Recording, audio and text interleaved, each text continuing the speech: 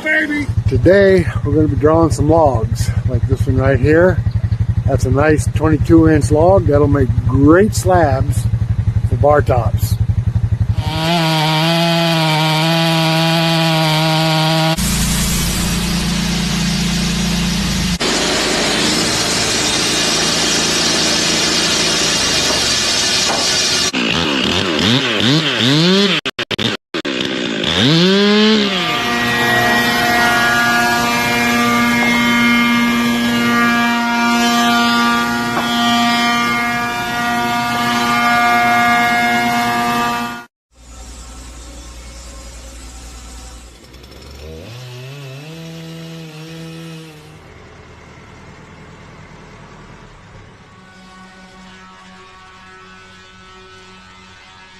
This is not a dream.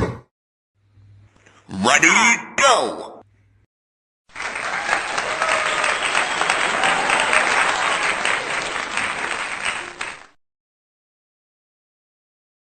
Just in case. There you go. And Tim didn't show up, huh? All right, welcome to the Sawmill and Forestry RoundTable. There he is. You ready, Tim? Take it away. Rick. Hello, everybody, and welcome back to the Sawmill and Forestry Roundtable. This is number 18. It's hard to believe we've already got 18 episodes behind us. Tonight, we have special guests, Dan and Jay from Two Guys Timberframing on YouTube. And the theme for tonight is Mill Your Own Timber Frame, Timberframing Tips and Tricks. And we're going to send it right over to Dan and Jay and let them explain what they do. We also have Craig Quilter with us tonight from the Kilted Sawyer. He is also into timber framing. He's not a special guest. He's one of the panelists. We're glad to have him. All right, Dan and Jay, you want to tell us about your business and what you do? Sure. Honestly, it's not a business anymore. I'm actually a retired builder for 40 years. And we're building our own homestead up here in Tennessee, or my last homestead. And I got my guy Jay that I've worked with for many, many years on many different things. And what we do is we actually mill some of the biggest giant oak logs on, let's say, the most entry-level mill that you can have. But we do have a lot of tips and tricks of how to use a smaller mill, non-hydraulic, to do a lot of our timber framing stuff. And we don't actually sell lumber. We actually cut everything to build just like this shop here. Everything is, any house that we build is actually done. We've done 100% from our sawmill, from our woods, and we make a multitude of products and have a multitude of tricks to help you guys get along. I really keep going back to Craig. I don't know. He looks Craig, like instead of sitting there, Craig, you look like a deer in the headlights. I don't know why we keep going back to Craig either. He's not us. Well, go on back to Craig for just a second. Craig can explain what he does. I do a lot of conventional framing with trusses that the trusses usually require some steel bracketry of some sort, either on the exterior or internally. So sometimes the brackets will be hidden inside the wood. Sometimes they're on the exterior. Usually that's because the wood out here is not strong enough to hold all the snow loads usually. We're only saying the chat. Yep. But it's timber framing, but a different method. All right, so you guys that's in our audience tonight, feel free to throw questions up there about timber framing. Tonight's is going to be all about timber framing, and Dan and Jay have actually done some modifications to their mill so that you can cut timber frames. Is that correct? Let's say I've done modifications to perfect and speed up what we've actually done, and nothing more than I haven't shown, in any of my videos. But I do have the equipment to load the big logs. I do have, the biggest thing that we've actually done to our place is actually the winch system that we built and the timber frame structure that I have that's able to hold the weight of the logs that we use.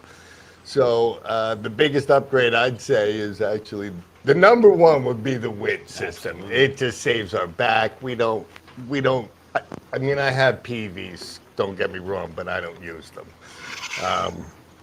And really, a laser system.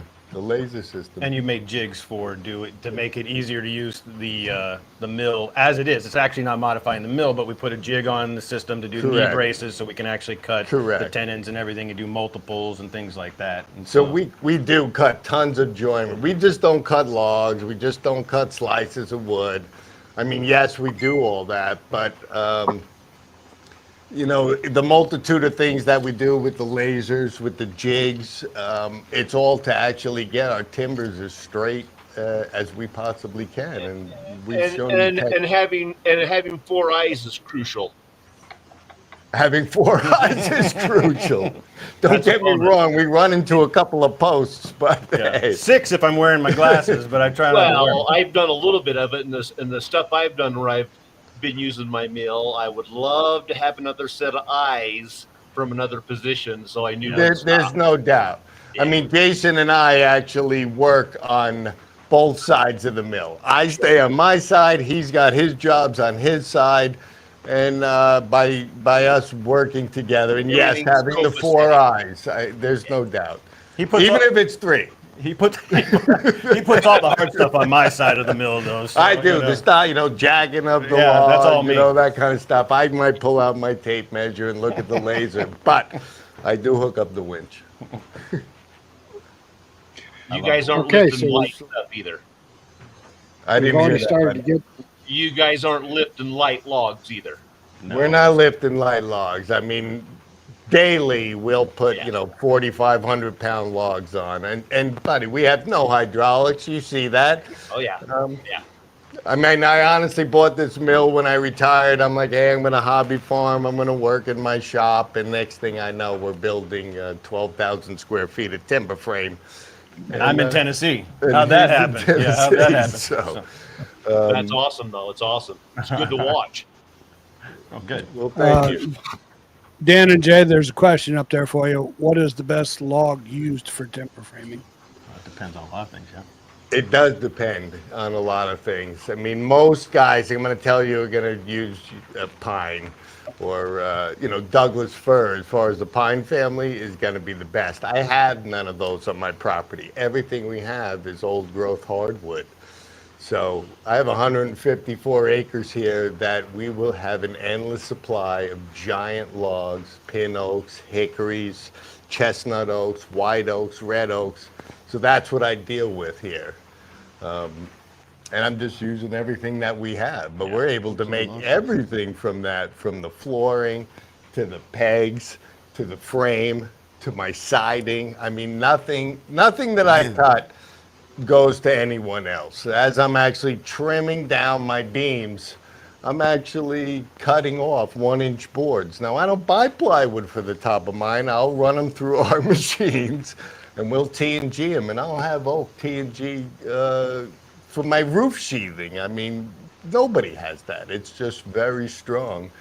And I like to do everything, let's say, homestead-wise. I don't like to buy anything. We buy a lot of tools and stuff, but I don't like to buy anything. Except when I break them, he's got to buy them. Yeah, well, hey. I mean, if you're going to pick one wood, though, right? Like, to me, like white oak, if it's a hardwood, is White really kind of, I mean, if you've got the tools and the equipment to move that Yes. around and you can get it, it's bug, it's best. impervious to bugs, it's straighter. He's- but then again, a lot of it, like hickory. He's straight up. Yeah. This year we dove into a bunch of pin oak, Oh, that's good. some monster pin oak, and it's beautiful, beautiful. Overkill on your projects and materials is always Yes, Absolutely. my engineer tells me to do Yeah. an 8x12, and we're doing a 10x14 just There you go. because. Yeah.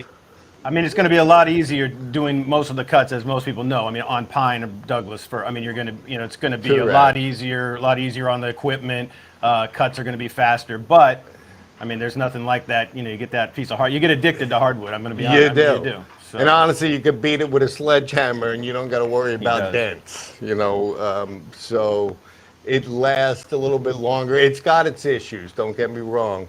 Depending on where the oak is, it could be twisted. It could be, you know, you're going to get cracks. There's a 3-year-old building right here I don't know if we can actually see it, but there's some cracks and stuff up here in the wood. That's how oak checks out. And it needs to be center cut. I mean, that's the key. It's wood. It's wood. Yeah, wood. exactly. It's wood, Yeah. my friend. I mean, if you got the pith and you're cutting it right in half, no, not happening. It's going to blow out. Oak just blows I'm out. just opposite with you. I'm softwoods out here, nothing but softwoods. I know. Hey guys, What can I we do, interrupt keep just up your for a beans. second? Can I interrupt just for a second? Sure you can. I want to welcome people that's coming in here. I just, we want to acknowledge people that come in. Appalachian Farmstead, welcome. George, Major My Pigs buddy Channel. Mike. Caitlin Champion, welcome. We got Jim Alner from the Philippines. Hello, Jim. Rick Seeley, Middlefield Custom Sawmill. Hey, Welcome. George. Come on, Craig. John. There's your man. You wanted him. There he Hi, is. boy, John. He loved you, George. George is my man. Bissell Maple Farms, welcome. Drive safe, Nate. Very good buddy of mine, too. We did the Timberframe Sugar Shack at Bunyan, and we both have a booth again together this year. you go. We're gonna build some cool stuff right there live. You guys have a project in mind, or can you say?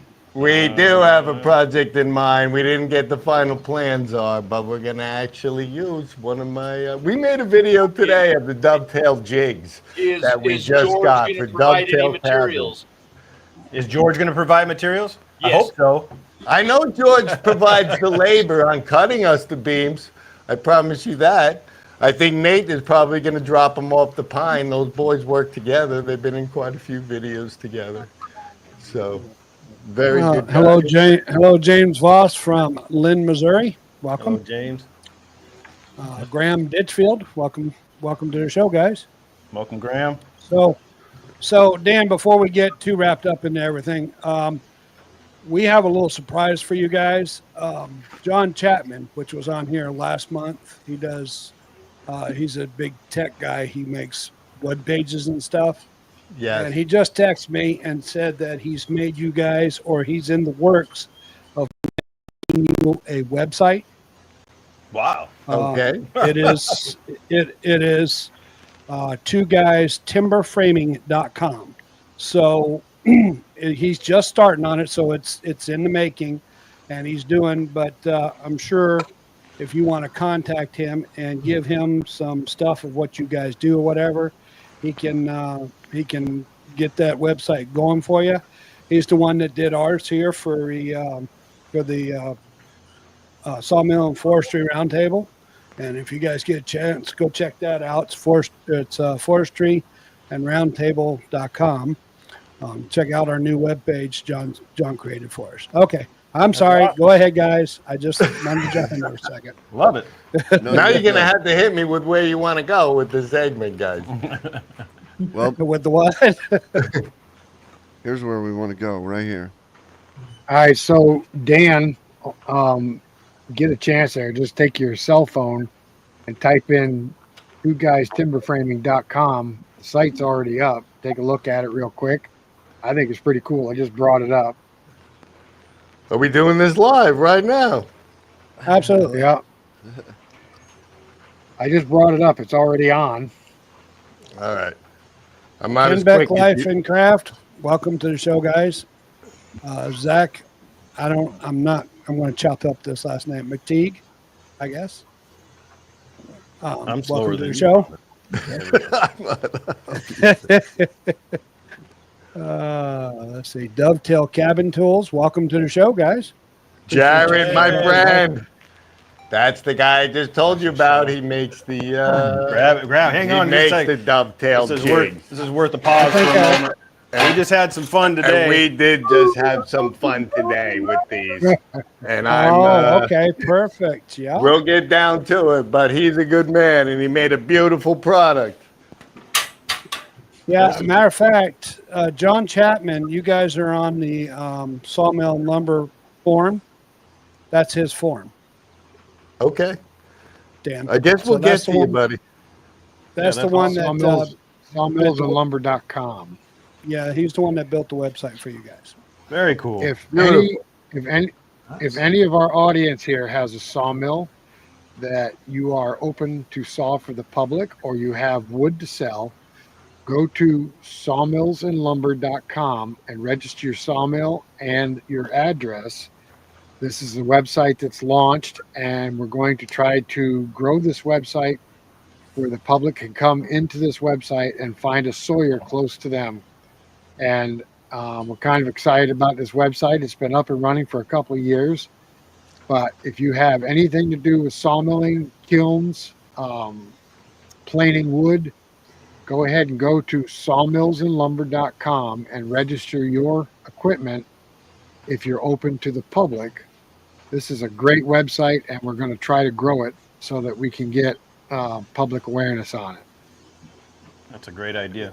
And even if you're not selling, you know what I mean, stuff to the public, go on there and register your sawmill. Yeah, and absolutely. just say that you'll buy logs, or you'll, you know what I mean, or you're looking to kiln dry some stuff, or you need. Well, he you need also some has help with kiln your drying. sawmill, you know, He's got kiln drying and other things on there too, John.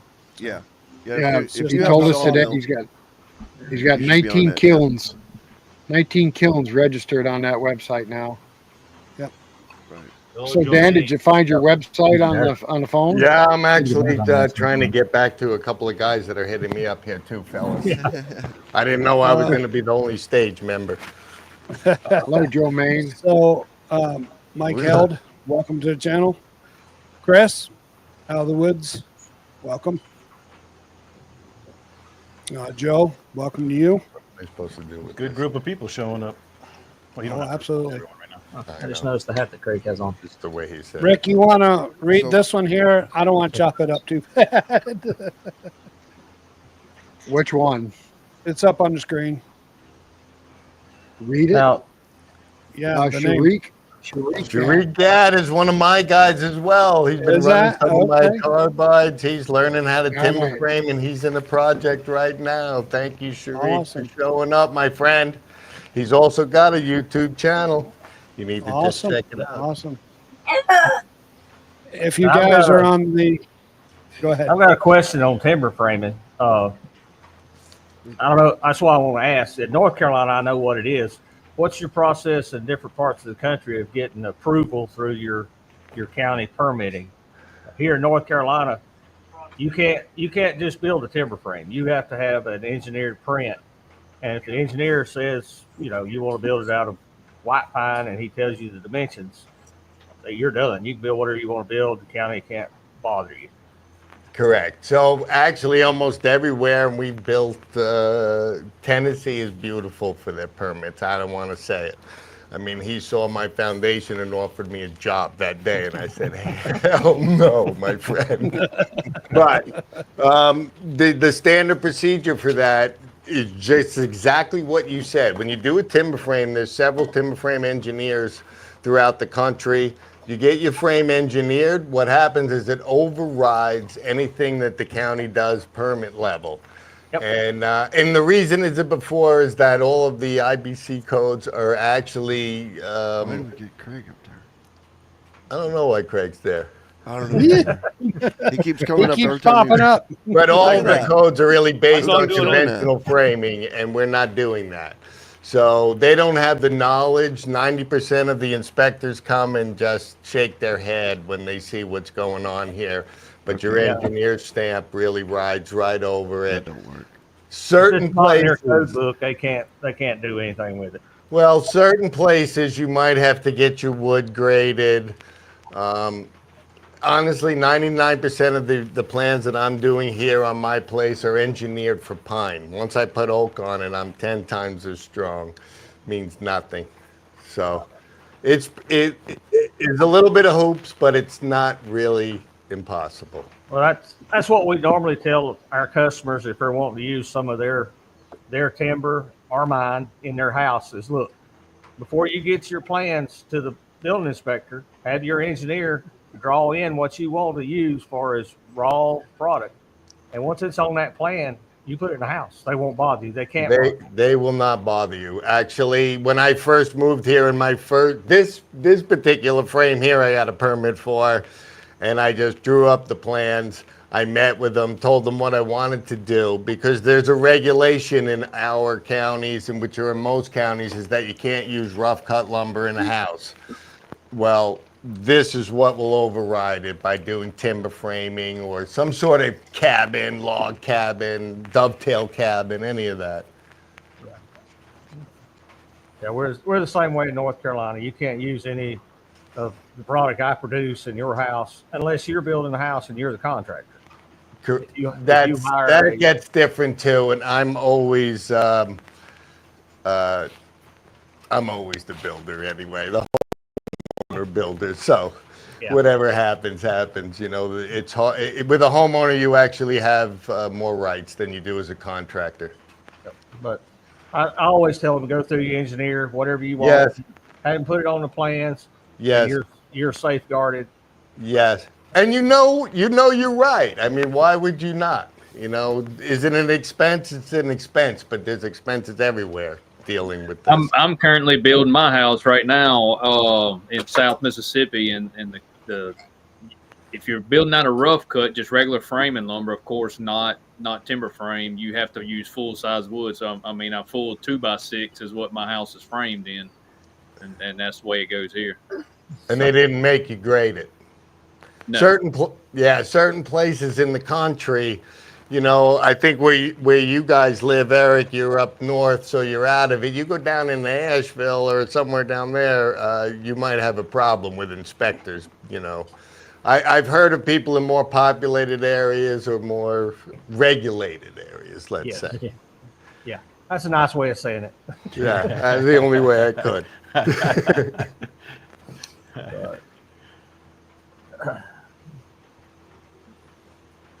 Don't Look steal. at there. John's gifted 5 memberships. Thank you, John. Appreciate you doing that. Awesome. So, Craig, you saw all softwood for your timbers. What? It's Douglas fir, right? Or is it spruce? Spruce. Engelmann spruce is what I use out here. And it's pretty much dried, but when you get it, right? Yeah, it's very dry, under 20%. Yeah, that's just It's beautiful. It's ready to go. Yeah, That's they just call it- cheap. Absolutely.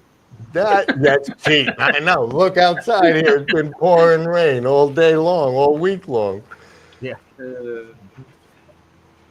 I've had wood in my kiln for a week now, and it's still down to 20%. No. Mine takes longer, my friend. I saw your kiln. It's beautiful. Thank you, man. There's a lot of hard work went into that. I know. All of it is, my friend. That's about the way it is here. We do and ask later. Yeah. I get it. I always tell people you can play dumb once. Yeah. Until your flooring shrinks, and then you're actually, what do you do with all the change that's stuck in the gaps? It's I know, I easier tried- to ask for forgiveness than permission. Yes, indeed. Well, that's in the permit stage. I don't know about your flooring stage, but the permit stage. Now, Well, John, the what you got going on? What do I got going timbers on? that you're using, Dan, the Well, timbers I you're always using to, recommend people go to the building department and just tell them what you're wanting to do. You know, if you're building a house, you're not going to take any shortcuts. You're not going to get around the permitting department because you'll never get your power. Occupancy. Correct. Just, get your ducks in a row, know what's legal in your area, and then walk in there and tell them, hey, this is what I'm going to do. What's the problem spots? And go ahead and handle them before you break ground. You're darn right. I do it before I finish my plan. I make best friends with the building inspector. The rest of them is just in the right way. Yeah. Dan can be very friendly, I can be friendly. and it Is works. that a good thing or a bad thing? Well, depends on the day. You never know. If I'm one, so I'm friendly as heck. Is that friendly or friendly in quotes? So, I did not want to go there. You could go there. They know. Oh my goodness. He's good at getting Oh, what he wants. Steve, Sawbucks. Dang it. Dan, the timber framing lumber that you use, what do you try to get it down to in moisture content before you build with it? You know, guys, I don't care what you do with it. When you got an 8x12, it's going to take 8 years to dry unless you're going to kiln dry it, and that's just not how it's done. So what I do is we actually cut the lumber. We'll take our big lumber. I don't actually measure what I have. We'll peel off everything. I'll make them into giant cans. We'll store them for a month or two, maybe 3 outside, depending what's up. And as the project's going along, I mean, honestly, now I've got wood sitting out there 5 months that is ready to go. Now you measure the beam on the outside, you're going to be at, 16, 18%, but the middle's going to be wet. I don't care what you do. So in timber framing, just like our old forefathers, they cut a tree down. They didn't wait. They put it together. So by doing different joinery techniques and different pegging techniques, depending on the wood that you're using, oak doesn't shrink as much as some others. I mean, it does. It twists and bows a little bit, but if I cut a piece of poplar, I mean, I'm losing 3/4 to an inch on a 12-inch piece. On a piece of oak, I'm only going to lose an eighth, 16, maybe, something like that. So we dry them, and then we bring them back up on the mill when we're ready to pick out our beams. Like, these are the beams I'm going to use. I need an 8x12 out of it. We'll slice all the wood off of it and store that for our plywood or flooring or whatever multitude of projects we have going on. And from there, I tried to sell some to a couple of our local timber framers, particularly white pine, when I get in a bunch of it, and they won't buy it unless they got a project that day because they want it green. They want it green because my friend here green. They're going to cut the tenons green. They're going to build the bits green, and then they're going to stand up and let it dry in place. If you've actually taken a piece that's 2-3 years old, and you take a piece of hickory we've got out here, and you try to chisel a pocket in there, you're gonna break your arm. So yes, for timber framing, it's much easier for us to work with our machinery through oak. Peeling it off green, cutting our mortise pockets, cutting our tenons, and then we actually did a video today of how we seal the ends of it. So every piece of the joinery that we do, we're actually waxing the ends because we're trying to slow down the process. We're not trying to speed it up. We're not trying to put it in the kiln and crack it, bend it. Right. So you put the frame together wet. As it dries, this thing is going to tighten. Exactly. You know, guys, lumber doesn't shrink in this direction. It only shrinks in this way. So my frames stay square because you're building girders that are going to stay the same size. I mean, if I actually took my camera up here, I could show you where the pockets are going to loosen up just a little bit. But with the pegs and how you draw bore your systems together, as it's drying, it's going to tighten. Well, that's the beauty of a timber frame. It's not like putting up molding. You put it together tight when it's green, and when it dries, it opens a little bit. That's the character of it. That's the character. Then you put up molding. Correct. Oh, just kidding. Yeah, you never we don't do molding. Yeah. Where do you think molding came from? Are you painting? Rough cut lumber. That's why, because it shrinks. It shrinks. Now, certain projects, the project we're doing now, this is just stuff right off our mill. Now, by using carbide blades, when we're cutting our final cut, I cut with carbides all the time. I mean, I'm not even messing around. That's just the way it is. It comes out smooth. I don't have to plane my beams. I'm happy with the way it gets, how it comes right off the mill. And I'm glad about that because it was a pain. Yeah. We used to hand plane everything with a 58-pound hand plane. Well, he did. I don't even know how to use that thing. But to the point where you'd want to get a planer to put on your sawmill. They make the planer where you could actually cut. You can come across the top and you plane it. I like to do my stuff rustic.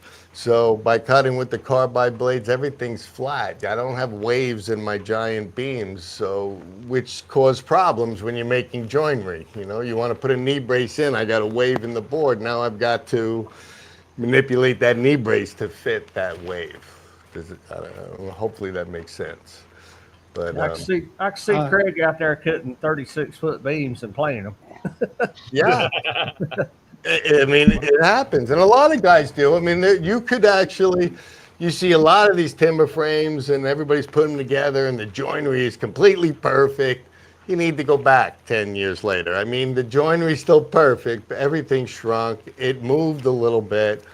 Sometimes when we're putting floor joists in, and maybe for a second floor, I'm gonna let those things dry 3, 4, 5 months as they're in place. You're gonna tell me you guys don't have logs that crown? I mean, that's what happens. So then we'll go across again, and then we'll line up and we'll plane everything so that our flooring is gonna be smooth on top. But it's a timber frame, so you need to manipulate a little bit of unlevelness, let's say. Well, it's definitely a whole lot easier than log construction. If you've ever watched somebody build a log home, Yes. They build in an inch or two of compression in that house, in the doors, in the windows, and everything. Everything. If I took, go ahead. No, coming soon. Go ahead. Coming soon. We just did a video on that today too, as well. How that shrinks, how to put a dovetail cabin together. I mean, pretty simple. But yes, in a timber frame, the same. If I was, and we're doing one here, let's say I wanted to put a window trapezoidally or a window completely between two timber frame beams, you can't just take your window, mount it to the timber frame. I don't want to say it. I mean, this stuff twists as time goes on. I mean, I can tell, like, we'll paint an edge around it 5 years later. I come back and, that beam has moved, maybe 3/4 of an inch. That's going to crush your window. So there's a technique of putting, I want to say like foam. Let's call it chinking for like a dovetail cabin. And you got foam in there that's actually going to help with the Some compression. forgiveness. The forgiveness. You need it. Craig. There you go, buddy. Forgiveness. We all need forgiveness. Somebody noticed Sawdust a cat. Yes, it is. Sawdust is always here. Always there. We could Always. be running the mill, giant beam, jumps up on the motor and just rides it out. I mean, this is a stray cat that showed up. We just thinking she's living her best life, and we're doing it. She's not right, so she fits in perfectly here. She's a little bit wonky. Yeah, Sawdust, right? It's Sawdust the cat. Yeah. Alan Vincent. So on your timber frames, what do you use for outside sheathing on the outside of the walls? So like on a timber frame, you're normally going to put a frame around. I know a bunch of people say the only thing you can do is use SIPs. I've never done that in my life. We just put a conventional frame. You're almost like balloon framing around it just to hold your sheathing. Me, I try not to buy plywood. I keep telling you I'll use 3/4 inch oak. And then I'll finish, Okay. the last house we made poplar siding to go over it.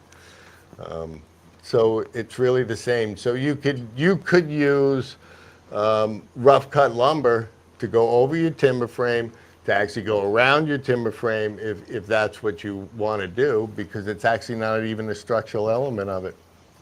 We've got some really nice plywood.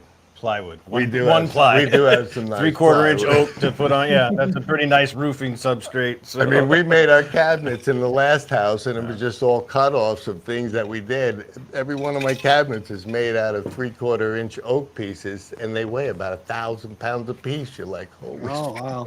Yeah, there's no particle board. no, no. Wow. That's awesome. No OSB at Dan's place. No, sir. No waste, my friend. We had a couple of, what do we have? A little bit of black walnut. I didn't know what to do. A friend of mine asked for some pegs, so we made him a whole bunch of pegs out of that. Attaboy. You guys Attaboy. should show 'em. Attaboy. We didn't want your timber screws to go uncovered with pegs. No, I wanted quality, so I asked you. I know. I said at that thing, maybe you could take a piece of white oak from the store. There you go, buddy. We're halfway through. There Those you are go. your pegs. They came out so nice. I'm taking half of them myself, and we're going to use them on the Bunyan show. Very Looks like a piece of good. furniture. It is Awesome. furniture. Are they going to end So- up 1.25 or inch? No, 1 inch on the nose, 55.4 centimeters. One of those numbers, my friend. The wood owl So, drilled it. Dan, when is the Bunyan show this year?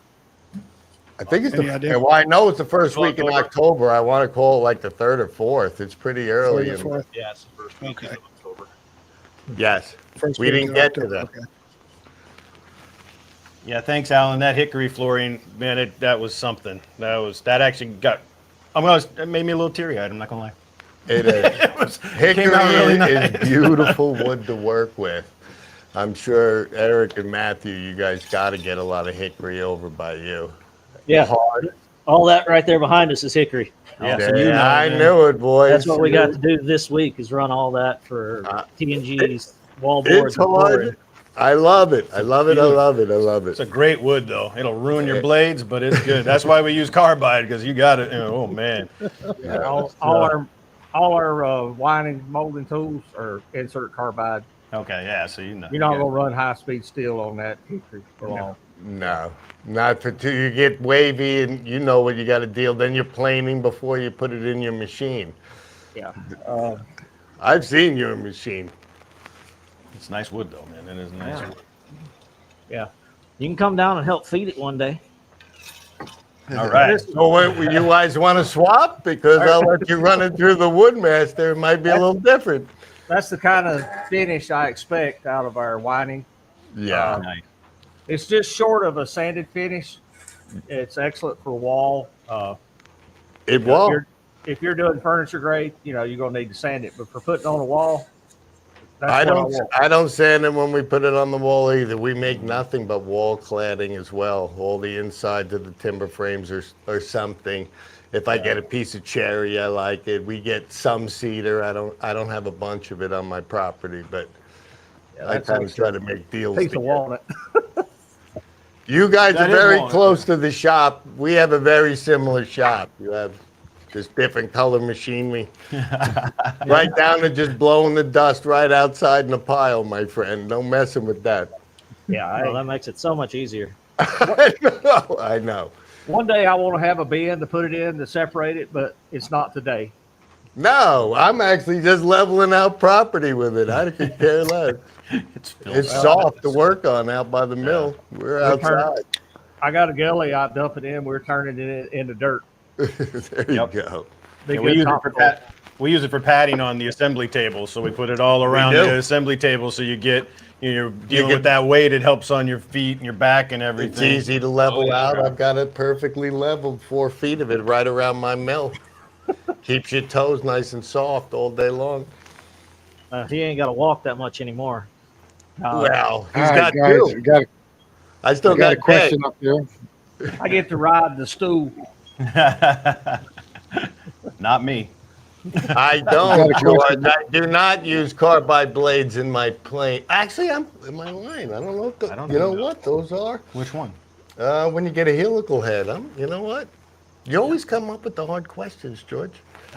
Oh, so on the You know what? I believe that a helical head would be a carbide bits. Yes. I So have yes, one. I have several planers that are different. Yeah, I've got a helical head on my Grizzly. It's a great roughing planer, but if you're wanting a smooth finish, don't buy it. Yeah. Best thing to do is buy two, use the helical head to get it sized down, and then save a pass on both sides with the regular blade planer to get the superb finish. I got you. We have pretty good luck on. I mean, we have good luck on. I think on the Woodmaster. It's a Oh, little no, bit. we're running it's a either big- right. Once you get to bigger, we're gonna light this up here soon, but I've got this industrial 3-phase bad boy that you could drop anything in you want, and it's coming out the other end. But the Woodmaster, I'll do 3/4 inch product. Cedar comes out amazing. I just drop it off the mill.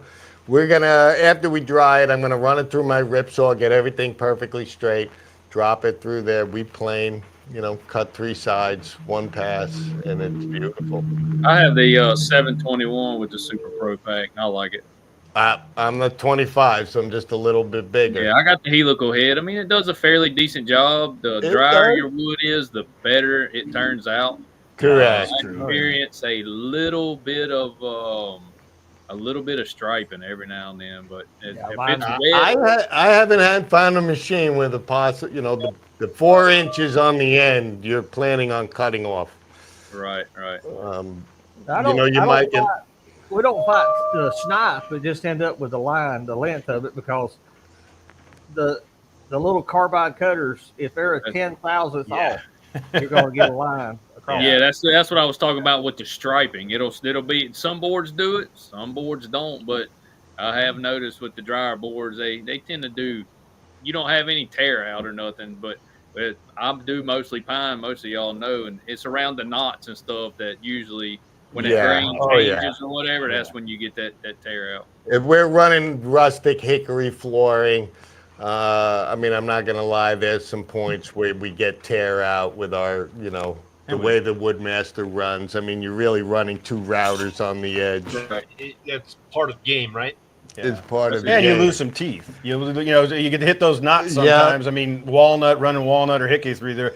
If that one bad piece too, you get that way. That's why we're using carbides to cut it flat. You get one little wavy board, you're just plowing through. You're like dancing, making flooring.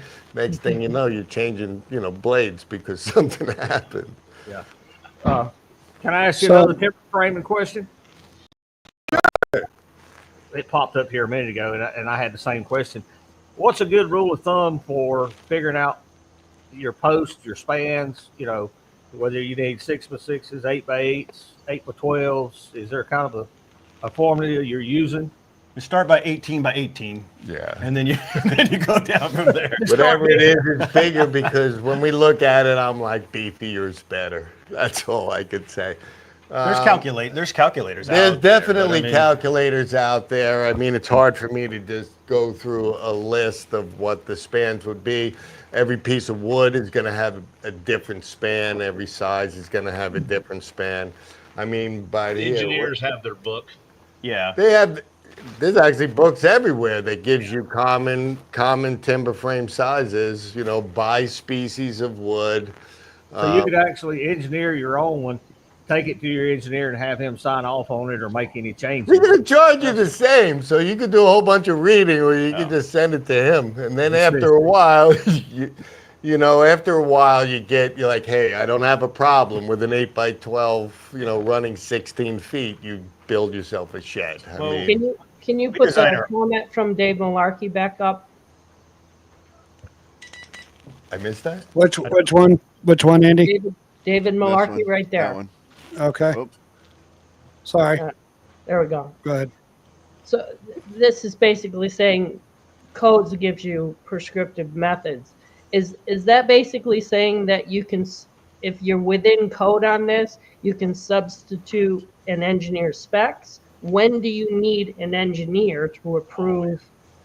You need an engineer because I don't want to say 100%, but all of the places that I've worked, which is in several different states, they follow a code of building that's conventional framing, and timber framing is just not that.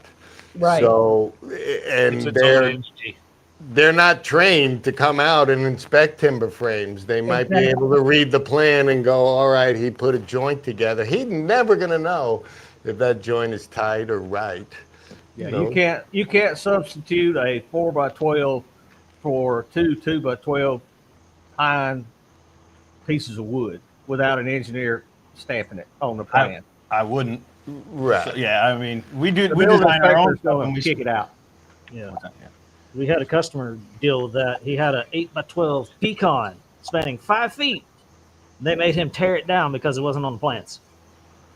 You got to be nice to the building That's right. inspector. That's right. So, guys, Jeremy Nunn here has a question. What's the highest timber in the Jinka scale in America, you think? Oh, is Anybody? that in Timber? America? It's going to Yeah, I think in the US. hickory or something. It's going to be a hickory. Black walnut? I think hickory's harder. I don't know where know. pecan is. Neil, you want to kick in on this one? You didn't tell me there's going to be engineers on this program. Live oak's pretty tough. Thomas Yeah, would that be was telling pretty us. tough. This is great. I'm having flashbacks to high school where I didn't pass math classes, tests, you know, like, yeah, I can't remember. I mean, because I know you get up there and there's some, you know, some of the exotic woods get really hard and they jump way above. They you think, oh, oak and stuff, that's super hard. But then you look at it and it's like, there's stuff way up there. I'm like, I don't even know what kind of blade. Cutting it with a laser. Yeah, you know, With all Google's the going to tell phones you. you got over there, somebody can't answer that question? Google's going to tell you it's probably Yep. hickory at 1800. Hickory. Yeah. But I can tell you and it's I don't hard. know, and I don't know why they say that, because maybe it's because Osage orange isn't a native wood, but Osage orange is like 3,600 on the Jenkins scale, Somebody and it somebody goes in said North something America. about sweet gum. Yeah. That whole wall is sweet gum. It's a nice looking wood. That's my buddy Alan. He's asking. He's always got good stuff to say. To be honest, I never cut sweet gum. I might have by mistake once, and some of it come out beautiful. And I was watching a video you guys had of kiln drying it not too long ago. And Just It don't looked cut beautiful. any naughty sweet gum when you get up to where the limbs start. Just throw it away. There where there's not, it'll just. No good, huh? I've got heads of trees all over my property It everywhere. reminds me of sycamore. Sycamore do the same thing. Anywhere there's not, Cedar. I got you. but yeah, Oh, sweet gum. hello there, Burnt Church. Welcome to Beautiful. the show. Just no good outside. Got to get it in there when I can. Right here, he just said, my buddy Rob Bieber from Connecticut Life, he says, we have a shelter institute here in Maine, and they all have engineers that give you a sheet of paper on every post or every beam that's needed. So without the experience, that's a route that you can go as well. I just don't try to give people beam sizes. Their building falls down and I mean, you do get an idea though when you start in. You sort of, once you're in it for a while, you kind of know just, logically in your brain. Okay, well, this is going to be roughly this size, and then we engineer it, even if we know. So we design our own stuff, but then we still just always safer. Plus, I'm really bad at math. Bad. So that goes back to the old saying, what you know is what you know. Yeah, exactly. And I don't know math. So. All right, I guys, do trying to the give you a layout. compliment, but you keep bashing yourself. Well, that's okay. That's true, though. That's true. It's true. That's true. I do the layout. He plunges the holes. Yep. Lilacs All right. 2350, somebody says. I looked up sweet gum. Sweet gum's at only like 850. Hard maple's at 1450. So according to Jenka, sweet gum's not very hard. It's about like a sugar maple almost, where it's a Yes. little bit softer, but it's It's Pretty hard good. enough you can walk Yeah. on it. Just because that scale doesn't say that it's that difficult on a sawmill to get done. Well, Yeah. and a maple around here, you can have a medium hard, and then you can have a rock hard, and Ro- and you never know till you cut it open. We have a hickory here that I had to yank off after we skinned it. I was like, oh my God, it's like concrete. Yeah, And I'm like, I mean, even a brand new carbide blade, it went through it, but it came out wavy. I'm like, there's no way we're making a beam out of this thing. You ever cut any Osage orange? I haven't. We cut what's native to me, what I have the majority on the property, and honestly, what I'm cutting down, I'm walking around my forest looking for timber beams. I just don't have at it. I pick every tree that I want to use. Is there a particular tree that grows on your property you don't like to saw? Well, Yeah, the mess getting to the tree I want. whatever tree's in the top, way. I honestly, guys, I drop a tree, I take my log, I have got crotch pieces, I have got pieces of beautiful lumber all over. I can't get a kid to. I have more firewood. We could burn Tennessee down. I can't get anybody to package it. I made a deal with them at like a 7-Eleven. I'm like, I got 1,000 packages a week. I can't get you to do that for $4. I'm like, whatever. $4. That's what I mean, $4 a pack, 3 pieces. I just put them in a pile. It turned into be I just get rid of my stuff. I've always got a burn pile going when we're milling. As soon as it comes off the mill, it's right in the fire. It's gone by morning. You're already touching it so many times. I've got to tell myself, when am I done touching it? Yeah. Well, I've waited 2 years. I'm like, hey, cut every slab. We'll make siding. We'll do this. We'll do that. Next thing you know, you're like, I have got 20 miles of all this crap laying around, and I can't get my logs in that I want. So, kind of a good problem to have. It's a good problem to have. I guess it's a good problem, but it's still work to get rid of it. I know you just bought a chipper. I'm like, I already got enough chips. Timothy, I have to agree with you. Black locust is extremely hard on the Jenko. Oh, yeah. Also welcome to the show tonight. Was out of the woods said persimmons? What's persimmon? I don't even know what that is. That sounds terrible. That's a southern species. It's kind of an orange, rock hard maple. Beautiful. Okay. So that was high on the scale too then. Yeah. So what, Mr. Major Picks, John Picks, you said here that I've chain milled a whole bunch of Osage. Is that hard? I've never done it. Osage orange? Yep. It's like cutting concrete blocks. I mean, this is my buddy from Oklahoma, gets the best cedar in the planet. Why are you cutting that? What do we do with it? I guess we're going to have to do that. Why are you cutting it? What are you Because doing? it's red? Have any of you guys run into any restrictions on a specific timber for timber frame? No. You could build it out. You could build it out of almost any wood.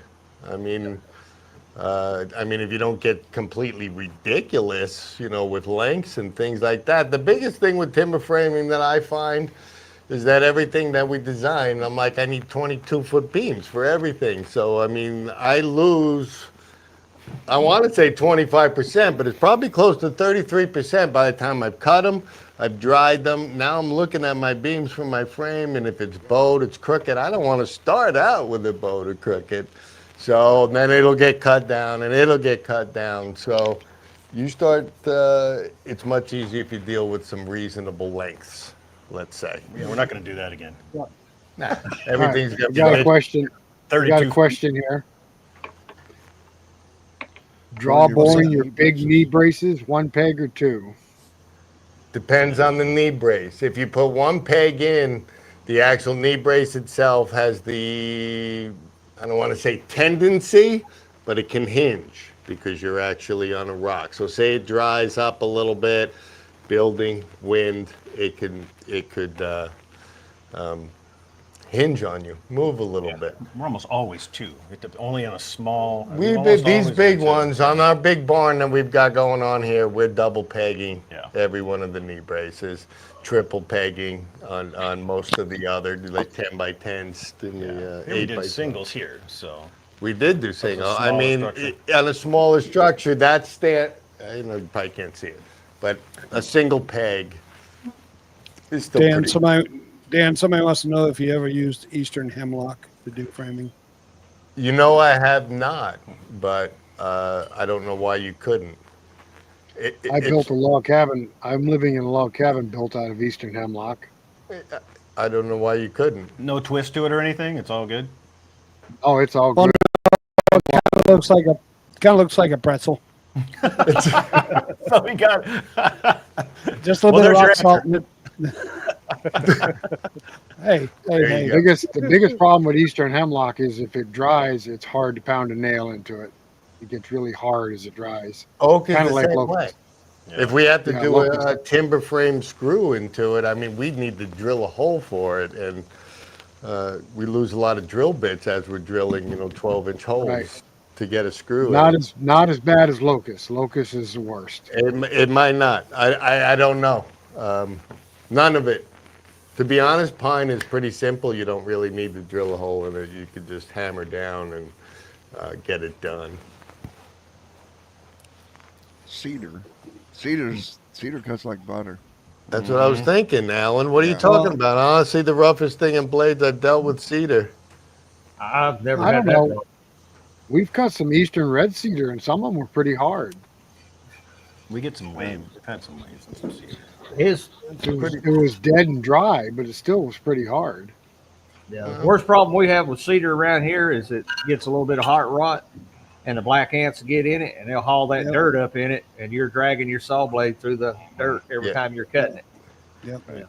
Our wood cedars is too. They have like they're so not shaped. They're just like you got bark almost all the way through the middle. Like you got the first 10 feet of a cedar tree around here, you're cutting a bunch of it off to get anything. Yep. Yeah. I quit buying it because I had to throw so much away. I can't sell people good quality boards and give away, half of it. So I quit fooling with it. Yeah. Once you get it, you can make beautiful stuff with it, but it needs to be picked out. I know for, you and I from living over here, they're probably not as good as when you go out west a little bit. Yeah, and a lot of the trunks grow funny too. They're like four trees in one trunk. That's exactly what I'm talking about. The first 10 feet, you might have bark all the way to the center of that thing. You're like, wait a minute. Yeah, you tried to cut boards out of it, and you got a ring of bark that goes all the way to the heart. It's true. It's true. Bark inclusion. Yeah. Andy, you guys just cut one up not too long ago, didn't you? What was the species? Cedar. White cedar. They did white cedar. Oh, the northern white cedar. Oh, it's it's just as bad as the red with the everything growing into the middle. The smell isn't quite as intense. Basically crap. It's arborvitae. Everybody plants it as an ornamental.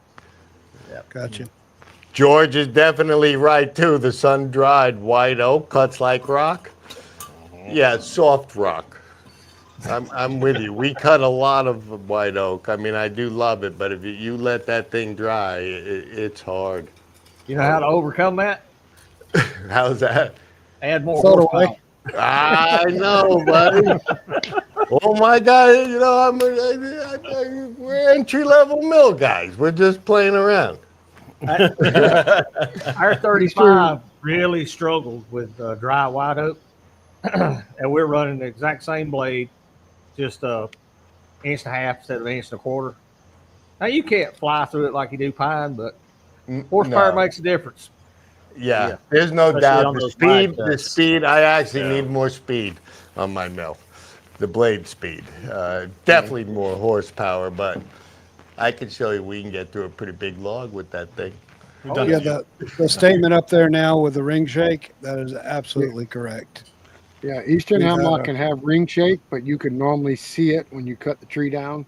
You'll see the black rings in the end of the log. So you can spot it before you actually try to cut it. Sometimes you don't. Yeah. Yeah. What about red pine? I've never run into ring shake in red pine. No, our yellow pine species here, you'll never see it unless something like the hurricane has just literally shook it to the point of breaking. It don't grow in it naturally. Horsepower does make a difference, John. You know what we're talking about. So I know he cuts a lot of cedar, and he said that the only hard issue he has is with the knots. That's with anything. They love to ride up on those knots. Mm-hmm. They do. Thicker bandsaw blade solves that. It definitely helps for sure. You have bigger band wheels. I find that with ours, we have smaller band wheels because our machine naturally is smaller. With the thicker carbide blades, we bought them, the old 5.5s, the old 5.0s, and they might have a tendency to break from being flexed so much. Yep. Yeah. We run wide. They run better. Yeah, we run 55s on our LT 35. Yeah. And I didn't care if they lasted 3 or 4 resharps. The cut quality was so much better in our softwoods and pines. It was worth it. How wide are they? Because we could just fly through it. Now, this machine, it runs 55s anyway. Right. And I'm not seeing any degradation unless it's you've running got- a dual you- fan. Come on, buddy. You've got some speed and some machinery behind you over there. The band wheels on that are what, 24 inch, Eric? Inch? Yeah, they're big. I don't know. Oh, man. I think you're not. I don't know. They're more than I'll lie 19. about I it. know that. Yeah, 19 is what we have. I think the 70s have got 24 inch band wheels. They're almost 25. Yeah. Yeah, See, we're that'll make a big 18. difference. It You're makes a big 18, difference. Dan? You're 18 on the Woodland Mills? Yeah, on the 130. On the 130.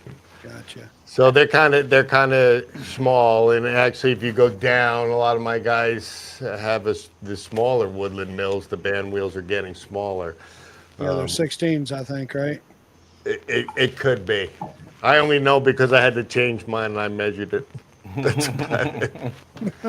But I've tried all the different blades, you know, and a lot of guys that I talk to and stuff with the carbides and the smaller ones are even using really thin, even lower than, you know, 039s. And they're getting 7, 8 sharps out of them. Now, exactly what Eric said, I mean, you could actually use a carbide blade once, and I think it's worth the 10, you're never getting 10 out of a normal blade sharpening. You're going to get maybe 6, 7 at most. Yeah. Oh, The blades You I've been could get that.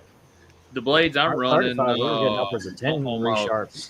on my Timber King is the 739 turbos, and I mean, I like, long as they good and sharp, them knots won't affect them too much. But as far as the speed goes, not using a carbide, just the regular blades is that's probably the fastest blade that I've ran. Which Timber King do you have? The 2020. Gotcha. How do you like it? I enjoy it. I went from a 1600 to a 2020, and that's a huge difference. I know. I just was looking at that tall and wide they came out with. So, and they're actually Woodmaster. I don't know if you know that. It took me a little while too, but Timber King is the same owner that owns Woodmaster Planers. Oh yeah, they in the same. You call up there and you talk to the same woman at The first. same guy. I seen it. I mean, I won a contest on some video thing, and Woodmaster sent me a dust extraction system, you know. And then I started looking at them. I'm like, these guys are Timber King. I just got my upgraded dust collection system today. I got the 5 horsepower, the electric motor with the housing and all that. Yeah. I didn't get none of the bag system because I'm gonna hook it up direct and just pipe it out to. I gotta go pick up my 2-yard dumpster. I got a dumpster. You put your forks under the self-dumping dumpster. Yeah. Set it outside the shop. That way, anytime I get through milling, I pick it up with the tractor, go dump it, and try to solve some of that sawdust issue. We just never hooked it up to our bag, man. I just put a pipe right out the side of the shop and let That's it what we got. That's snow. what I'm gonna do.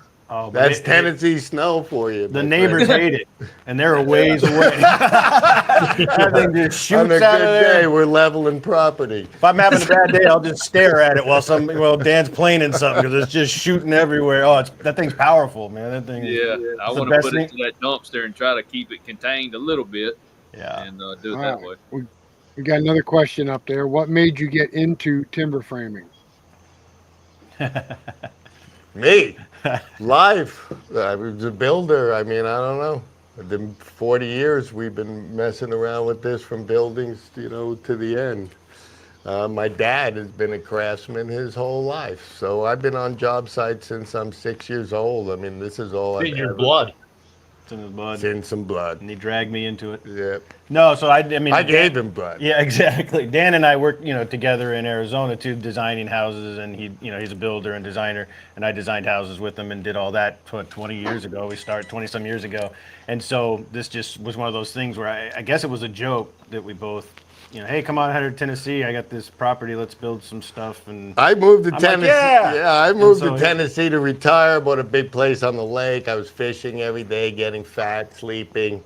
And then I bought this property, got my mill, started messing with the shop. But there's nobody in Tennessee to work.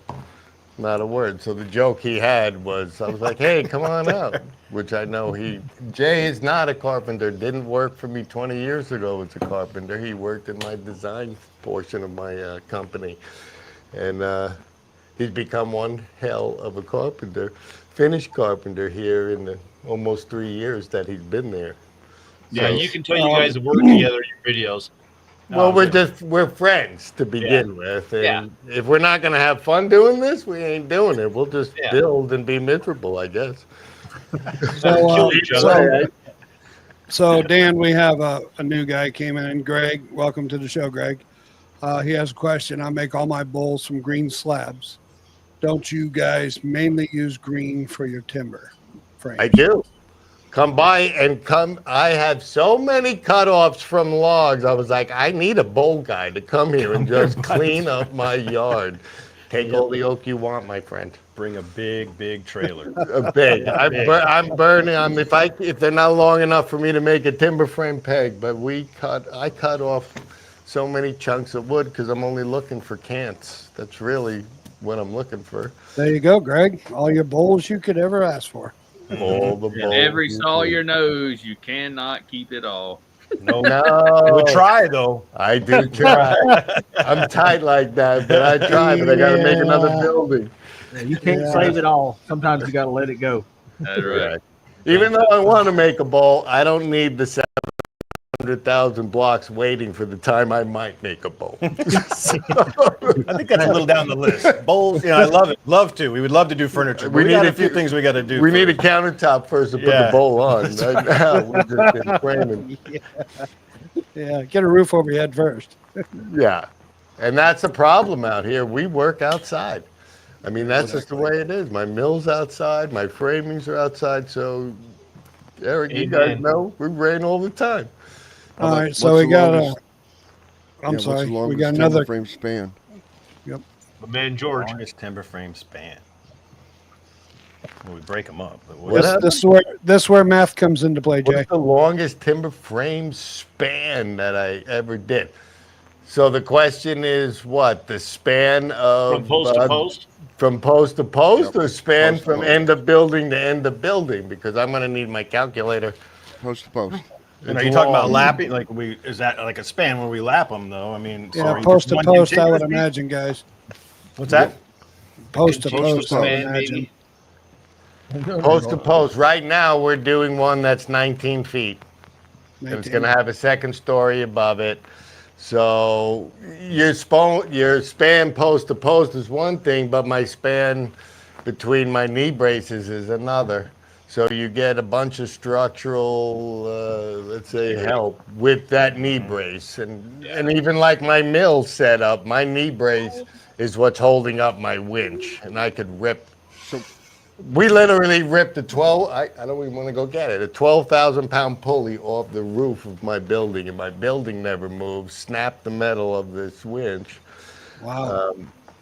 I don't want to say it was the log, it was maybe a screw up with the winch operator, but either way, the building didn't come down. There goes the winch. I don't touch the winch, just so you know. Well, Middlefield Custom Sawmill, welcome to the show. I see you're new on here. Dan. So Yep, That's there's George. That's George. That's your buddy George. Let's see. He's the one with, oh, he said I post seen to him post. almost tipping his bobcat over at that log on his mill the other day. He loves that stuff. He loves that stuff. I'm picking up the biggest log with my little bobcat, but he gets it done. He gets it done. He gets it done. I never seen a guy work so hard to get a log Sometimes done. it takes his sister to help him, but he gets it done. It's company. That's a good family thing, though. And she films good, too. Yeah. She does. She does film good. And good questions, too. Yeah. How's his kiln coming? He hasn't had a video on his kiln. I think he's George. He had a video on his kiln not too long ago of him putting some siding up. I don't remember being finished. He though. doesn't even let me know what's happening with the kiln. I don't know. George, call us. Tell him no more bands until we get an update. He just got a package of carbide bands. He's probably good for a while. This guy's the only guy that tests them through 17, 18 nails for me. That's what we're checking to make sure durability. that's it. George will do it. Somebody tell George he doesn't have to keep running through nails. It's okay, George. The blades are tried and true. They're tested. That's good. That's good. It's good. Now it's Hey, Tim, check your internet connection. You haven't moved in about 35 An hour. minutes. Yeah. He's sleeping. He's look thinking very about big. cutting his nose. Am I moving We now? can hear you, but we can't. You're not moving. Now, do you guys resharpen your carbides? We do. Are you We do. using the same C&B wheel or you use a different one? You know, I actually had a custom diamond one, like Woodland Mill. I have a Woodland Mills sharpening system here, the Pro Sharpener here. So it doesn't have where you could drip oil onto it. So I actually did have a diamond cut custom made to do the carbides. But I also can use, I don't know if it's sitting right here. Yeah. Oh, you probably ain't gonna see No, we it. can see it. Boom. Right there. You also, there's another resin wheel that you can actually use where you're actually only going to sharpen. You'd actually have to do it in 2 steps if you use the resin wheel, because the resin wheel is just for the carbides. Then you'd have to put your CBN wheel in and come and do your gullet work. Okay. Joe How can they- send you a will, Eric. How do they survive on these modern case hardened screws? What do you mean, the blades? Yeah, the blade, because with like a Turbo 7 double hard, the worst thing we ever hit is a modern Torx head screw. It'll rip teeth off. George, how many screws have you tried to run through? My lumber, I had none of that. I stopped, let's say I stopped taking, I call them yard wood that Yard comes trees. in from guys that cut, because every kid in 6 feet town, under, yeah, has been driving nails into that since the 30s. So I don't really have a nail or metal problem. Very rarely, very rarely. We might run into a post. I've cut a post right in half with the carbide, but That I've seen carbide yours is too. Yours was harder than mine. Mine went right off, boom, like a piece of salami. Man, those carbides cut though. They really do. You can And just we keep on finished going. the job with You it. don't even. Oh Lord! Yeah, it's true. Anybody need a worthless dog here? Nah, we got a cat. That's good enough. That dog looks friendly. All right. What do we got? What do we got? About 70 people here? That's nice. About All right. 72. All right. All right, George Middlefield gave you the answer to your question here. The newer metal will mess up the blades most of the time. He's using the 050s and the 055s. He's got a wood miser like you, you guys over there. And it said it can hose them pretty well.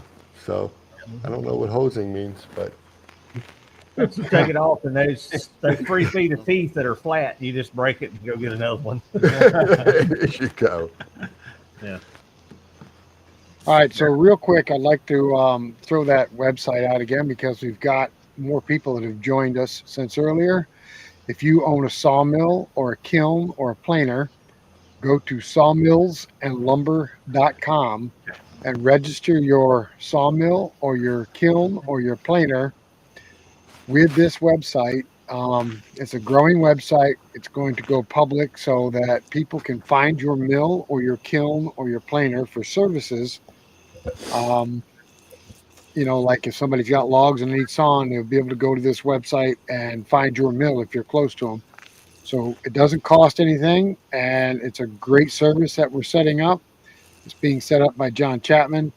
So go to sawmillsandlumber.com and register your sawmill or your kiln or your planer today. And if you sell logs or you buy logs, you can also register that on there as well. All right, guys, just wanted to throw that out there real quick. We're trying to push this website. I think it's a great idea. If I can, I know that in the CN, because I've done, lots of 3D stuff and everything in the CNC world, for all the routing cutters and CNC machines and stuff, they've set up a lot those type of networks to kind of great success where you could do the same thing, send a file to somebody in your area to cut you something. So that's a great idea.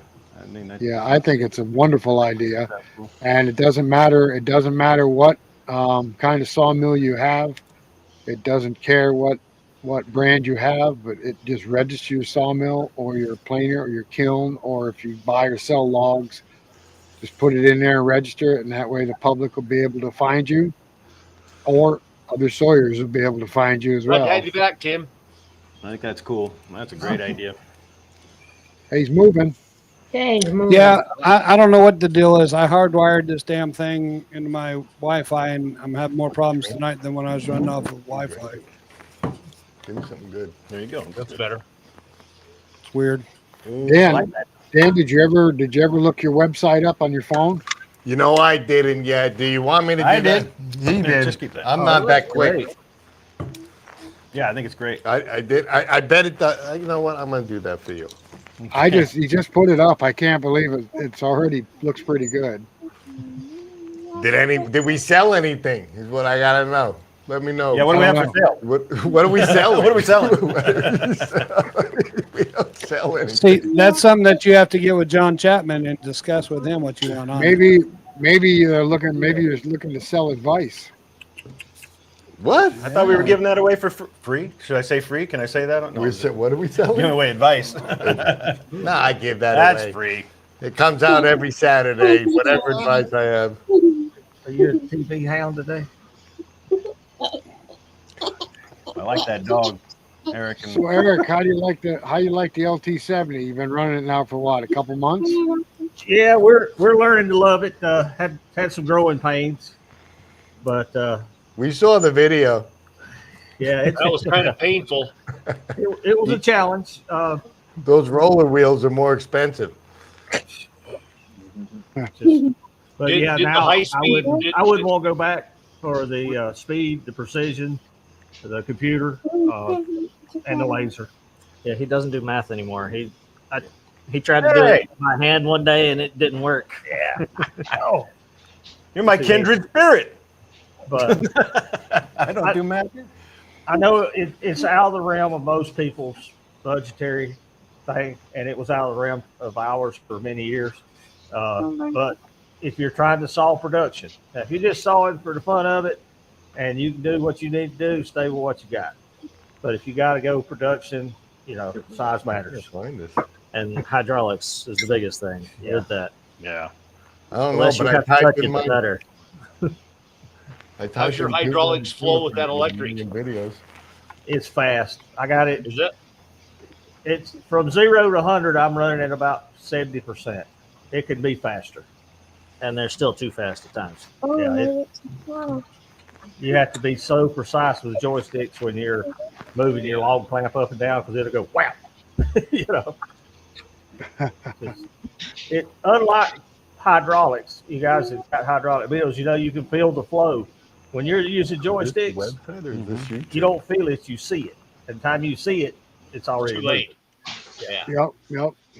And that's taking some getting used to from me, from a sawyer's point of view, and to pay more attention to just being super precise. You can't.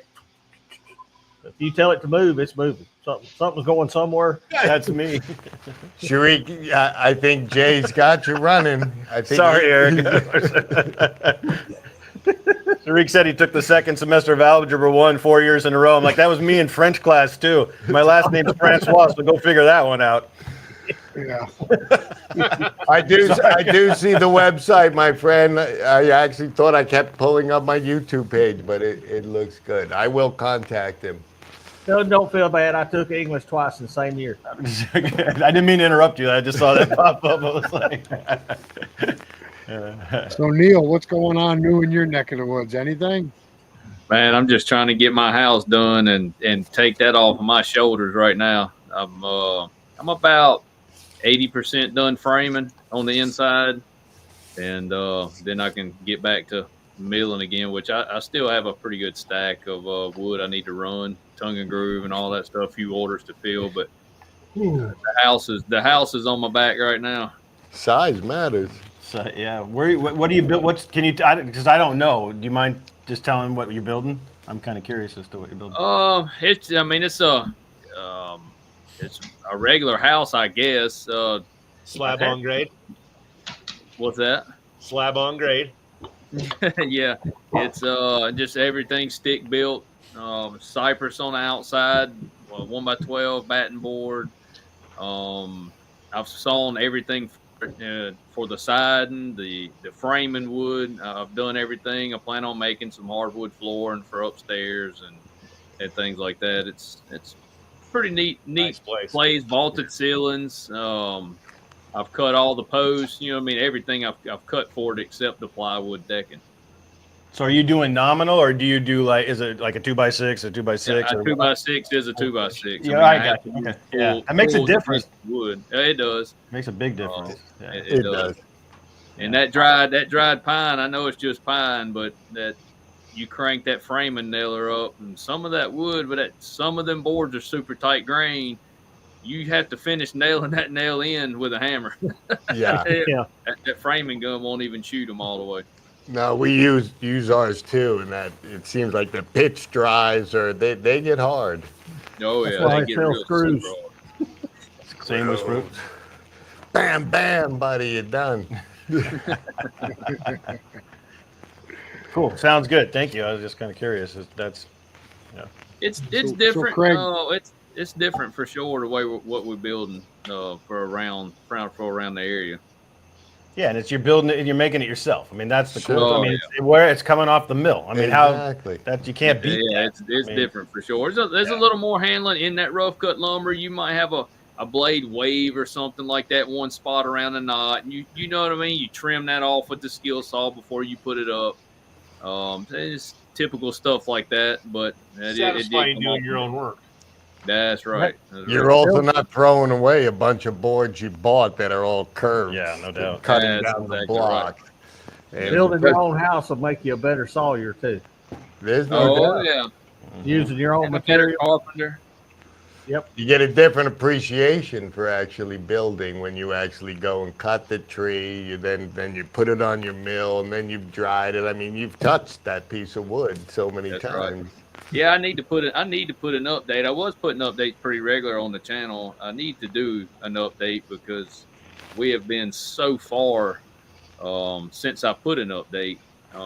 We lifted some beams up. My span is 28 feet in the middle, and we had to put some beams up, which we didn't have any posts down the center, so I had to go with an engineered laminated beam. I think it's 5 1/8 wide and 18 inches tall to support that upstairs. We couldn't cut anything to do that on that 28-foot span. Oh, that's a big span. Yeah, that's a big span. So then Alan Vision right there was like barndominiums are really popular around where he lives. I'm not exactly sure where you live, Alan, but they're popular everywhere. I mean, that's what we kind of build as well. That's pretty much what it is. Tim had a picture of the house at one time. I don't know if he still had it. He could put it up there. If he still had it. Let me check. Hang on a second. Let me take a look. We've been through so many shows, Neil, since then. Yeah, it's a barnuminium for sure. Yeah, I don't see it in here anymore. Greg, Sorry. where's Mother tonight? You had any issues Oh, with your yeah. local permitting or pretty smooth? What's Have you had any issues with your local permitting department? They've been good. No, working? that was the only thing was just if you're gonna build it off the sawmill, just build it full dimension wood. That's the only thing that they said do.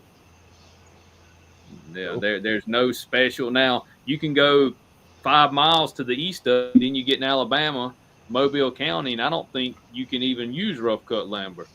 Or you can go 10 miles north of me and you're in a different county, and they don't care as long as you're outside of the Loosedale city limits.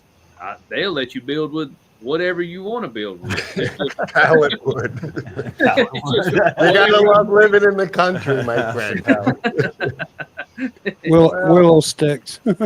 Yeah, it hasn't been any issue at all. I thoroughly think we're over-regulated instead of under-regulated. Living in a home is American dream, and we don't need too much government involved in it. Yeah, I completely agree. Now, if you're building a house to sell, that's completely different. Or If I'm building building- a house for somebody, you gotta know they're, you know. Right. If I'm building my house, or Right. he's building his, or you building yours, that's your house. I'm That's with your you. that's your American dream. I completely agree with that. Me too. Southern boys rule. Wow, a lot of Georgia people. Close by, we're gonna have a lot Greg, of so, visitors. Greg, what's new on your end of the stick over there? Anything? It's So Alan's from Georgia. 7:25. I don't think you asked what time it was. How hard is it? How hard is Sorry, I it to didn't build hear you, out man. there in Utah? How hard is it to build? Yes. It's difficult. Is it? Yeah, it's mostly because of the elevation. But where I'm at, the elevation, we have to. You're holding up 12 feet of snow. So Eric, I had a question on one of my guys here from the Dovetail Cabin Tools, and I know he's building his own dovetail cabin, and he was saying, is it worth keeping your slash for milling the beams? To make T&G, to make something out of it. Now, I don't save any of mine. Now I don't save the bark, but yeah, once I get underneath it, all the 1-inch boards, we're saving every one of them because, to be honest with you guys, when you're sawing a 24-inch log and you're wanting a 12 by 12 out of the heart, the best wood is outside that 12 by 12. It's the The truth. worst wood is in that heart, and that's what you're wanting to use for your post. So all that above, below, and on both sides is your best 1x6s to make flooring out of on an oak log. I'm the same way. It's No, the same I with think my he's in softwoods. Missouri. I'm not sure if he's using pine or not. I just thought the question was good. I mean, Yeah, anything. I need to get down there a little bit. I don't save every 1x4 anymore. I mean, I need. If I can get a 1x4, like you're talking about, when you trim and trying to get on scale, you might be cutting 2, 4, whatever. But if you can get on scale and trim, get you a 1-inch thick board anywhere on the outside of that log, I definitely cut it. Oh, yeah. I mean, that's how we do it. It's I all our start roofing. from the center. Yeah. I'm working out the center, and I'm figuring out my cut pattern, and I'm running in 1-inch pieces. Yeah, anytime we get under the cambium layer, we're looking at making a board, whether it's Right. my log or I'm sawing customers' logs. Because they'll come in here and they say, I just want 6s. I said, well, you go get a bunch of 1x6s and 1x4s. You know, 'cause I'm not throwing that away. I'm gonna saw it. Yeah, I get And addicted you'll to figure out that how to use material. it. I know. I try not the one by. I want to say I do the same as well. I like them bigger because after I know I dry, I got to run them again. So if I'm saving 1x4s, it's a 1x2 when you're done with it. Well, you're doing a different operation. We are. We're sawing dimensional lumber. Sure. And, you know, if the customer's wanting 2x6s or 2x8s, they're going to get the waste off that log as long as it's a good board. Yeah. Is that what you do, or you don't keep that for yourself and No. then want the 2x6s? Whatever comes off the log rolls to your people. That's one of the questions I ask them after they tell me what they want. I said, okay, what do you want out of the waste? What do you mean waste? I said, I'm not throwing away 2x4s and 1x4s. That's money I'm cutting off and not getting paid for it. It's going on your pile. And if you're building something, you'll need some 1x4s, 2x4s, 1x6s. You'll need a lot more than you think. Yeah. You always need more than you think. You're always short. I talked to a guy today. 25%. What's that? Add 25%. There you go. At least. Yeah, I was gonna And say then at I'm least. always 10% wrong again. That's right. I talked to a guy today. I've got probably at least 15,000 board feet of white pine that come in, and they're wanting to do timber frame stuff, and they don't know what they want to do yet. I said, well, you're on a time frame. You got a month or two, and we're going to do something, whether you're ready or not, because it's middle of summer. And I told him, you know, up front, I said, if you want to cut 8x8, 6x8, 10x10s, whatever, that's fine. I said, what do you want to do with the waste? That was one of the things I told him, because you're getting all the waste, whether it's 1x4s, 2x4s, 2x6s, you know, kind of figure out what you're going to need for smaller pieces, because they're going back home with you. I love all that stuff. I love bonus nice. wood. I'm a big fan of bonus wood. We stack it up. You get addicted to it. Like you got to see it in there in the sheds and stack it as high as we can and strap it down. No 'Cause it's- skim at bearded lumber, buddy. You're getting the waste as well. That's right. That's good stuff. Well, the bonus would be a lot easier to come by if you had a nice edger. Yes. Edger makes it a whole lot easier. Yes. When it's below 12 feet. Once you get above 12 feet, I ain't running it through my edger. Yeah. No? No, it gets Why is way that? too long to handle. It gets a little heavy when you get 16-foot stuff the way we're currently set up. Eventually, it won't matter, but right now, We're the same. Like we're running 2x6 oak decking, 16-foot pieces. We're not really. they stay on the mill. We edge them on the mill. Yeah. We cut some just the other day. All the flitches, we slid them right in front of the mill. We got to cut them down to, a 6-inch cant. And we got below 6 inches, we stood them flitches up, made them boards, and off they went. Less handling is more. Absolutely. I did a video. Right. I did a video on that. Using your cant to stack your flitches against Yes. helps you hold them better instead of putting up against your log stops, because sometimes they want to kick over and all that, and use that cant for sure. Yep. Absolutely. We use our cant, and then we have a little 2x4 we put on the outside. Oh, I got one of them too. You keep that joker laying in the middle of your mill. You can just pick it up and slide it down. Right here. It's hiding out close by. That's right. Anytime we get one up there that's a little thin, that clamp, Only goes so make a far. big bow with it. You put that That's board right. up there, it helps. Just things you learn. Thank you there, Jonathan. I see your text to me. Thank you, buddy. I'm glad we've helped you out.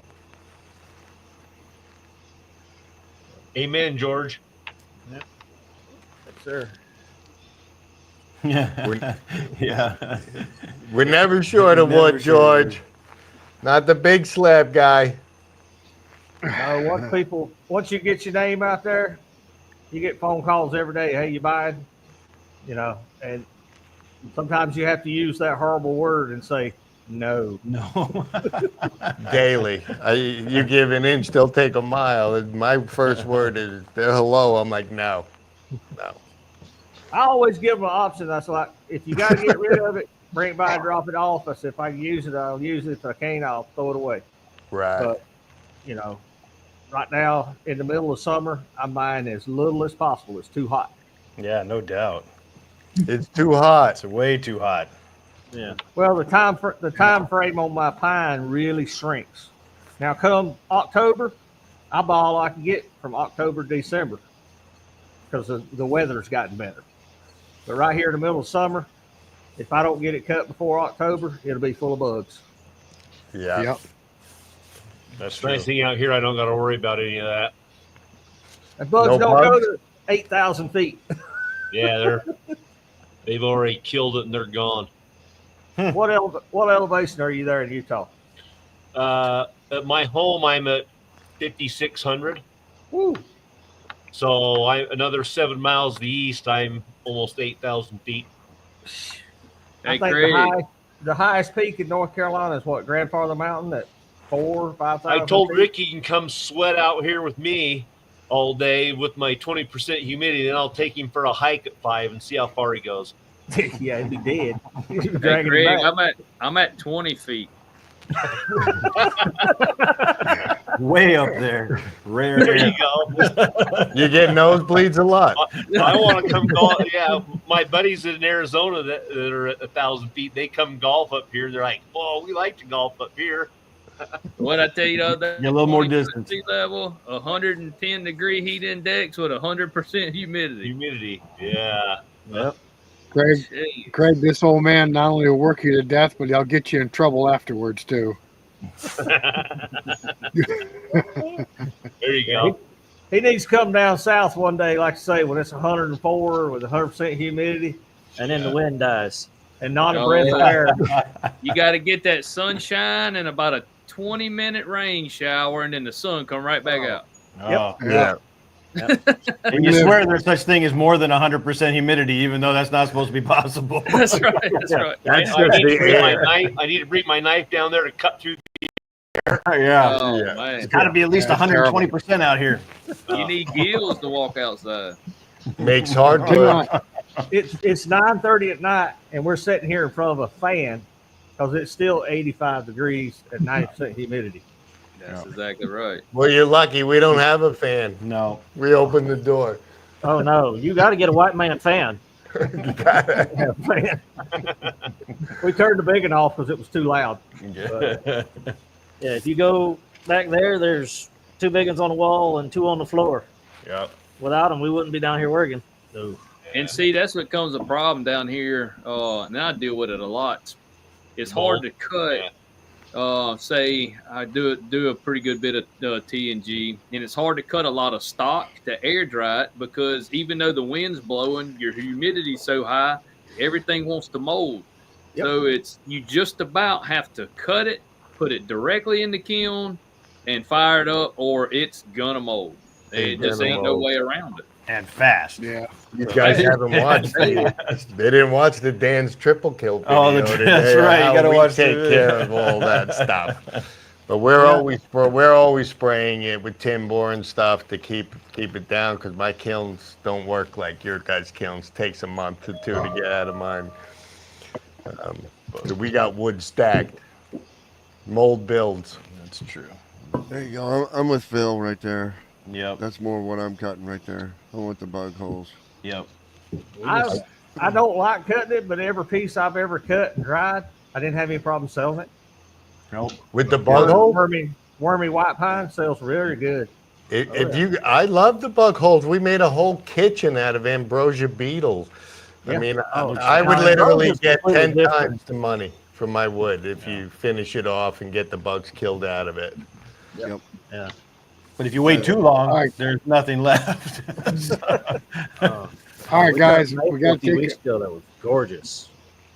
We got to take a few minutes here.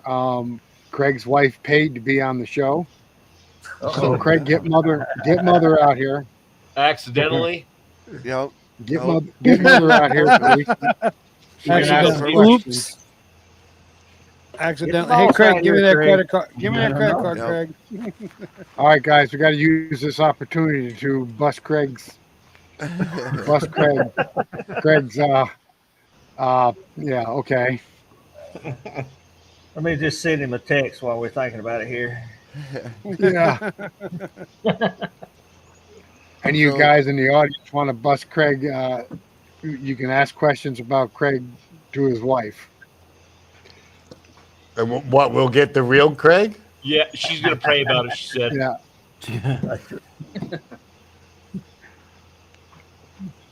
Hey, Craig. Yeah. You want to tell him why mother bought time on the show?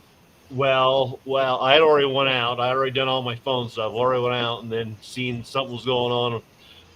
Asked her to, hey, will you do what these guys are asking? With the, so she went and next thing I know, she's asking me, hey, I need your card. I'm like, okay. Well, $20 later, she's bought herself 30 minutes on the show. That's not all, my Craig. friend. So we started this thing on YouTube. On YouTube, you can put this a goal on your channel for what you want to do, and you can get have people send you 10 super chats, and you'll shave your head or whatever. There's Craig's wife right there. All right, let's go sit down here. Let's go. Let's hear it. Hello. Let's hear it. Hello, mother. Yeah, let's start with the complaints. Mother's here. First of all, you need to scoot Craig out of the chair. Scoot Craig right out of that chair. There you go. There you go. Dishes They is go over the fine. hill. Yeah, perfect. I call mine upper management. Upper What's- management. I like So it. introduce All right, yourself. What's I your got- name? I'm Jamie, married to the kilted Sawyer here. Lucky, Nice. lucky man, isn't he? Yeah. He's Hello, he's I'm the definitely married up. Technical difficulty, somewhat. I'm learning quickly. I don't know. Well, first of all, we'd like to thank you for buying the spot on the You're show. welcome. Oops. Oops. He just wouldn't say, he doesn't explain. He just say, do this, do this, do this. So I do it. I should need to clearly All right. read into it The more. second thing is I want Craig's credit card too. Okay. It's all yours. Okay. Nothing wrong with What's that. wrong with It's all that? yours. Can we get in on that too? I mean, what's going on? Thank you, It's probably Craig. out there somewhere. Yeah. We never know. So you're behind all the computer work that Craig does, correct? Yes, I try my best, Jess. There isn't that Craig does. It's what Mother does. Mother does it all. Well, we're kind of confused because he's like admin help on these big web pages, but yet it's like you can't even get on the show, Craig. Oh, it's not my phone, it's the computer. Yeah, seriously. I don't know how he does it on his phone, but when it comes to the computer, he has no idea. Let's not get off subject, Tim. We are not off subject, Craig. We're supposed to be asking about a washer and the sawdust and that sort of stuff. A washer and sawdust. Oh yeah, so Craig said you can have his credit card and buy a new washer if you want. Perfect. To clean up the sawdust. Yep. Thanks, I got sawdust, plugging it up. Yeah. Just tell him to dump his pockets out before he comes in the house. Yeah. I do that. Blow him off. I got one question. I got one question. Now, Craig's got 2 sawmills, and they both have computerized set works on them. How long did it take you to teach Craig how to use that? You would be shockingly, I didn't have to. I knew Rick. I knew Rick. He knew. It's just when it comes to the computer itself, he doesn't know how to work the mouse. Yeah, I know. I tell him I know how to do all the other stuff. I know how to do my stuff. He's pretty smart when it comes to that other stuff. Aren't you, babe? Yeah, I can do my stuff. It's just the computer that Thanks, I'm Vic. Yeah, the computer. Hey Vic, good morning. How you doing, Vic? Welcome to the show. So, hey Vic, how you doing? So being married to a sawyer, you got your whole house. No garage. Is there, no garage. Driveway. Wood everywhere. No Sawdust driveway. everywhere. Yeah, that's basically it. Wood paneling. Wood paneling. Wood mantle. Yeah, we got plenty of wood. We got plenty of wood. Yeah. We won't freeze this winter. Yeah. I've seen some pictures of your front yard covered up in logs before. Does that get you a little irritated? A little. Front, back, and side yard. I mean, seriously, I don't have a driveway. I have no garage anymore. It's everywhere. We're surrounded by wood everywhere. But y'all got a beautiful view from y'all's place. We do. Yeah, we do.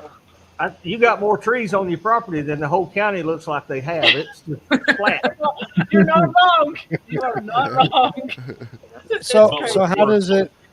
I got to know, how does it feel that everybody knows what your place looks like and all the kidding, stuff huh? there? Yeah, You know, he really gets out there, don't he? Yeah, we're good. I don't mind. Now, I'd like to know, is Craig allowed to bring sawdust into the house? No, but do you think that matters? Yeah. It follows him. It follows me. That's not Everywhere. sawdust. It's man glitter. It's man glitter. The dogs have man glitter all over them. It's everywhere. I've just learned to embrace it. It smells good. It smells good. Yeah, there you go. It smells nice. That's because he didn't have any hardwood sawdust. That's rough. Yeah. Oak sawdust is that's nasty. red oak sawdust. Coming out. Texts because I'm not answering their questions. Now, Utah is my excuse. Give her another question. Utah has more UFO sightings than any other state in the United States. Has Craig ever run inside and says, "You got to come look at this outside"? I'm pretty sure he's been abducted. I've never seen one, but I think he's been abducted. That explains it. He's not normal. I don't know. You guys, pictures of everything he cuts? Yeah. Yeah. Everything is, it's just wood for Craig. And he loves it, and I'm okay with it. And it keeps him out of my hair. Keeps him out of your hair. Keeps him out of trouble too, though, Keeps don't him it? busy and out of trouble. I always know where he's at. Well, you just need to get him to make some more YouTube videos. We I enjoy know. the content. I have to do that. I've got to get on it. Well, that means you need to be out there just videoing him. But see, if you're a producer, then you can go out there and tell him what to do. Good point. That's what I need to start doing. Yep. Look at him. Look at me like. Here's your first task. Have him do a video in his tights. Okay.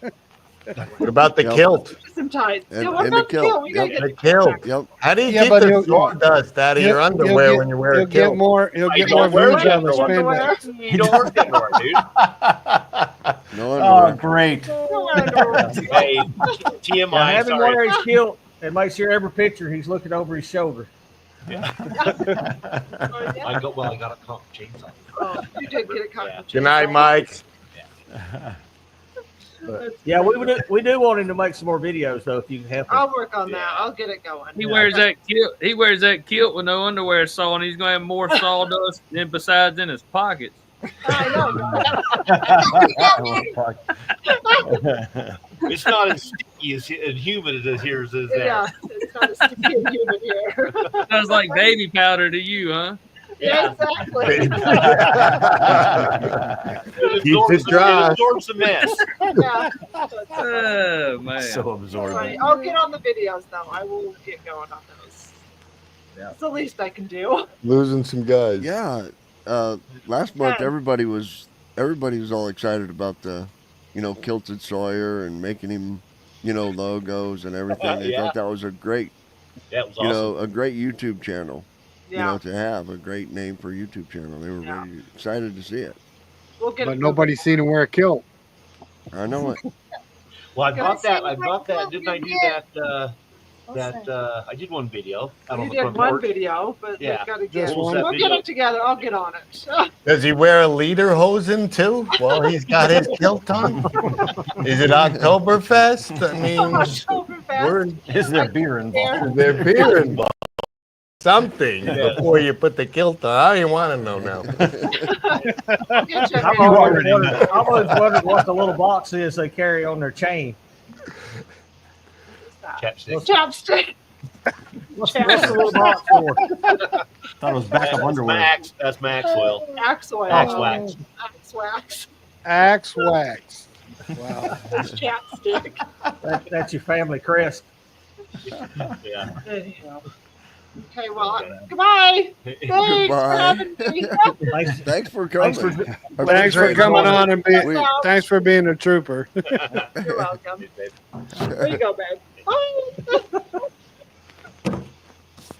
We could hit you. Thanks, babe. Okay, thanks, guys. Hey, Craig, I Yeah. think we want her on the show instead of you. Copy that. The views just went up 50. No. Yeah, she's fun. She puts up with a lot of stuff. Well, I do make a lot of mess, and she does tolerate it. So I'm pretty thankful for that. I hear you there. So what you got, guys? You want to see some of the timber frame jigs that might be a little bit different? Let's Sure, see why not? anything you've got. Yeah. You want to see some of that? Yeah.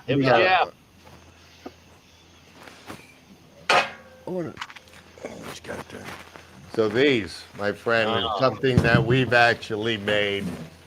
How do we get that in there? We're There you backing go. up. That looks There you good. go. So this is what you would actually use when you're using dovetailed jigs. So if you're actually making floor joists or roof rafters, these will actually come. You actually have to make them for the jigs, and there's 2 sets of these things, and we're actually able to actually change the size of any beam that we want to use. But these are the jigs that you're going to use your router and your dovetail bits. So actually these joints are going to slip in as dovetails, not just as square pocket bits. So if you're doing a monster house or you're doing anything and you got to do 10 or 15, you're basically just cutting your straight logs all at the perfect size that you want. Naturally, you got to figure out your math of how deep that you're going to go. You could throw that one up there. So this is the reverse set of that. So these are actually the pockets that we put in the beams. And then this would be actually around and, through our, let's say, yeah, there you go. So they're just a complete fitting set to go in. This way, when your pockets don't just have a square cut to them, you're going to actually have a dovetailed joint so that you're actually going to get, let's say, compression or it's not going to pull out on you. You're going to have some strength to it. So something like this, if you're doing a lot of floor joists, a lot of roof rafters, you can bust out 30 or 40 of these by yourself in a day, you know, if you've got everything lined up here. Using a router. With a very beefy router. Is the router sitting over there? It's a pretty big beefy router. I mean, you're using I don't understand that at all. That router that comes with that Woodmaster is about as big as you can get, ain't it? You know, them Milwaukees, I burned quite a few of those out. I guess 3.5 horsepower. It's probably in the truck. It's in the truck. What I actually have, it's a 3.5 horsepower. The Makitas I've had less problems with. And then John was asking that he didn't understand what that actually was. So if you're actually, a lot of times in timber framing, you're going to see them put floor joists or rafters in, and they're going to cut square pockets, and you just drop your beam in. You're going to have actually no strength of the building actually holding itself together. So instead of making a square pocket, we would take those jigs, we would run our dovetail bit router 1 inch deep, and it's actually going to be like a piece of furniture. So you're putting in a double joint. It just doesn't hold itself up there, but it actually holds the strength of the building together. Okay, so the pieces sticking out the back, the front was flat. The pieces sticking out the back go where? They go over. So let's just say here, I'm taking this unit here. I've got a 6x8 or a 6x12. I'm actually going to stick that onto my beam. I can't see it. I know it's hard to see. Okay. I'm going to stick that onto a beam, and then this is my face plate where my router is going to sit. So I'm using this as my gauge right here. And this unit right here is going to fit exactly with my pocket bits as well. So one set goes on your beam, one set goes onto your joists, and then when they go in, they actually interlock together. It just doesn't sit there. Okay. So this is for the strength of it. When you're using a big 3.5 horsepower router, that baby's going to fight you. So we'll put this onto a beam, and this will actually be clamped into position. And right here, we actually put screws into the tongue as well. So that's going to hold my plate perfectly flat so that I have a perfect router jig to hold us in place. How deep you go with the router? I mean, you can go as deep as you actually want. Most joints like that are about 1 inch deep, 1.25 inches deep. So when you're using something, you know, a router bit that's going to cut 1 inch at the bottom, you're trying to hold it there. I mean, there's a little bit of technique to using it. You just got to be comfortable using a router. These would be something that's a lot smaller. Okay, it's another set that actually works together. And these would be if we were going to make rafters. Something that's going to be, so I could put this onto any pitch that I want. I'll cut my pockets into my beam, into my rafter plates.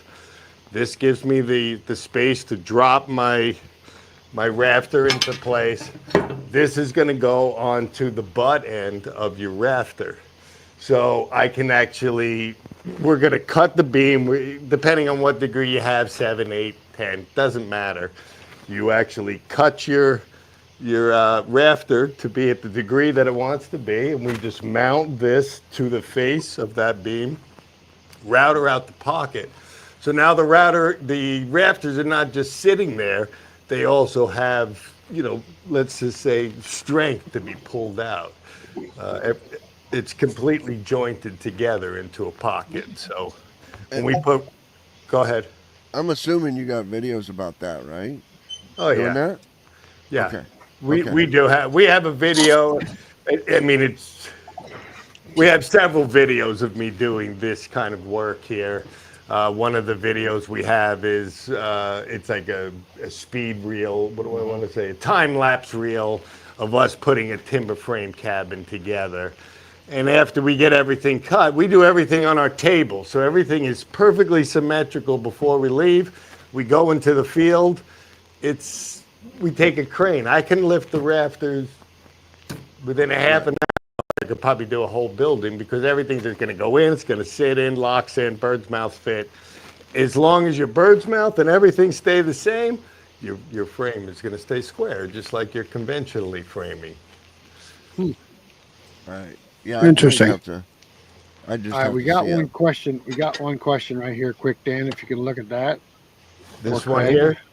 Can I span the one 20 at the foot? bottom of the screen. Is this what you're looking at? Can I span the 20 foot by Yes, making yes. 10 foot 4x8 beams with a scarf joint with each of them knee brace at the end? I wouldn't, let me see, you're making a beam. Depending on what that beam is going to hold. If the beam is actually only holding the building from being together, you probably can use like a bladed scarf joint, a double bladed scarf joint.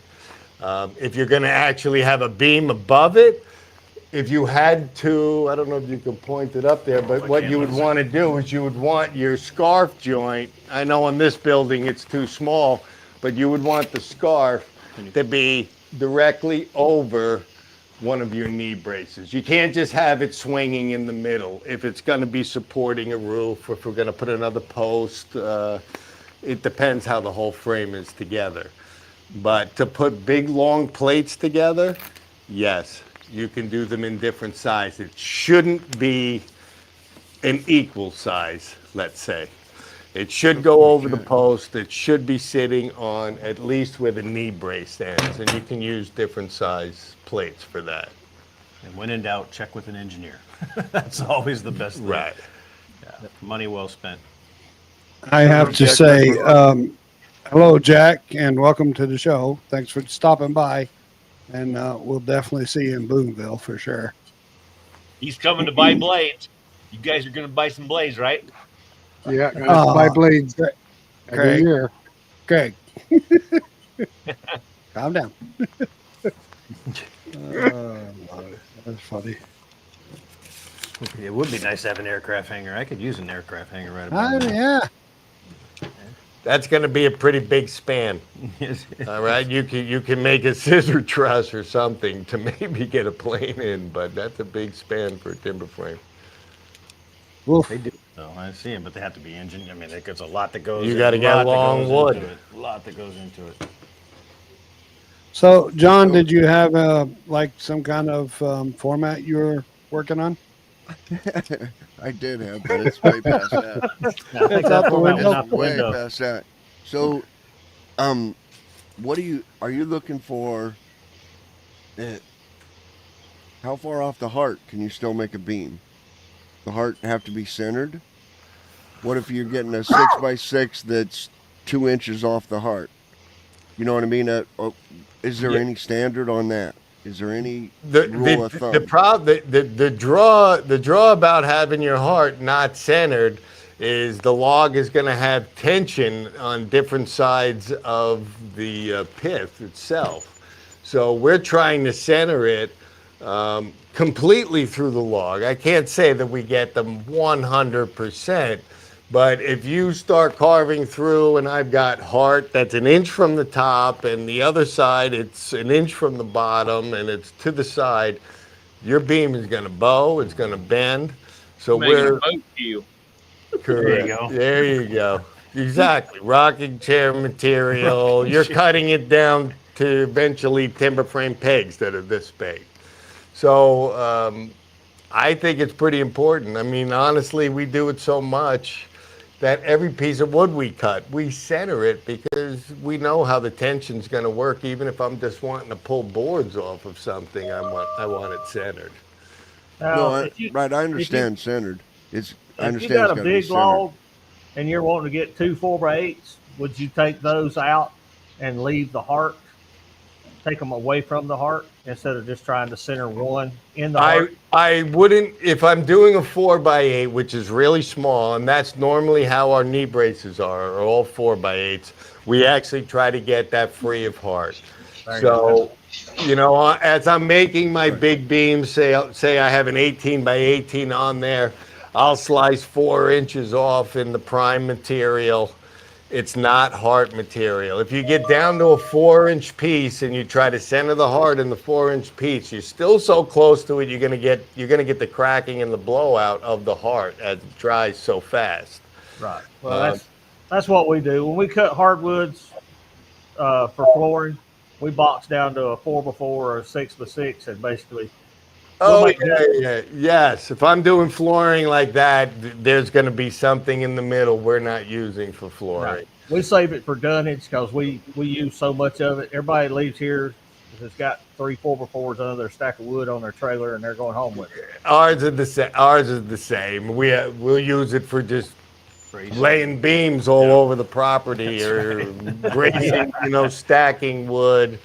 I don't throw it away. I try not to throw it away, but it's not, 4x4. If you had it centered hard, yes.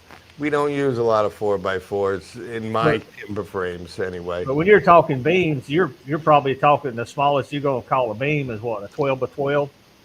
No, 6x8s. I'll still try to center. I have a hard time with, if you do cut, the good thing about knee braces and you're cutting out a free of heart, these things are 5 foot long. So you don't have, when you're cutting off that free of heart that's going to want to bow just because the way the tree grows itself. Using these short pieces, it's not a problem. About the smallest beams we use are 6x8s, and I will center the heart with that. They just, at a 20 foot long, if I'm outside that heart, I know that beam, it's bowed. Yeah. So here's another one. You got 2 power tools. That's it. You got your sawmill and 2 power tools. Can you do it? The rest of them are hand tools. What 2 power tools are those? What 2 power tools? Big Red. The chain mortiser? Oh, the chain mortiser. The chain mortiser? Thank you. Yes. And the Big Red, and I call them Big Red, but a 16-inch timber frame saw. I don't even have a 10-inch one, which I probably should get. I love my big saw cuts straighter than any circular saw. So I just have a small, normal 7 1/4 Makita that takes care of my 2 3/8 inch cuts to 0, and my big saws. That's key. When you say your big saws, Dan, are you cutting more than 6 1/4? Sometimes, not sometimes. Most of the time. Which saws are you? What beam saw are you getting that's cut more than 6 1/4? I'm not. Oh. I do have a chain beam Perezi saw. I don't like it. It's not accurate. They're too rough. It's just not accurate enough for my cut. So if I'm cutting an 8x8, I'll cut a 6-inch on one side. I'll roll it over and I'll cut it off. That's. There's a question there. Dan, there's a question for you. Can I explain what a double-bladed scarf joint was? I wish I brought it down here. Let's see. You have something for that? No, I'm just thinking if I find a pencil, we can. Jay's gonna draw one up.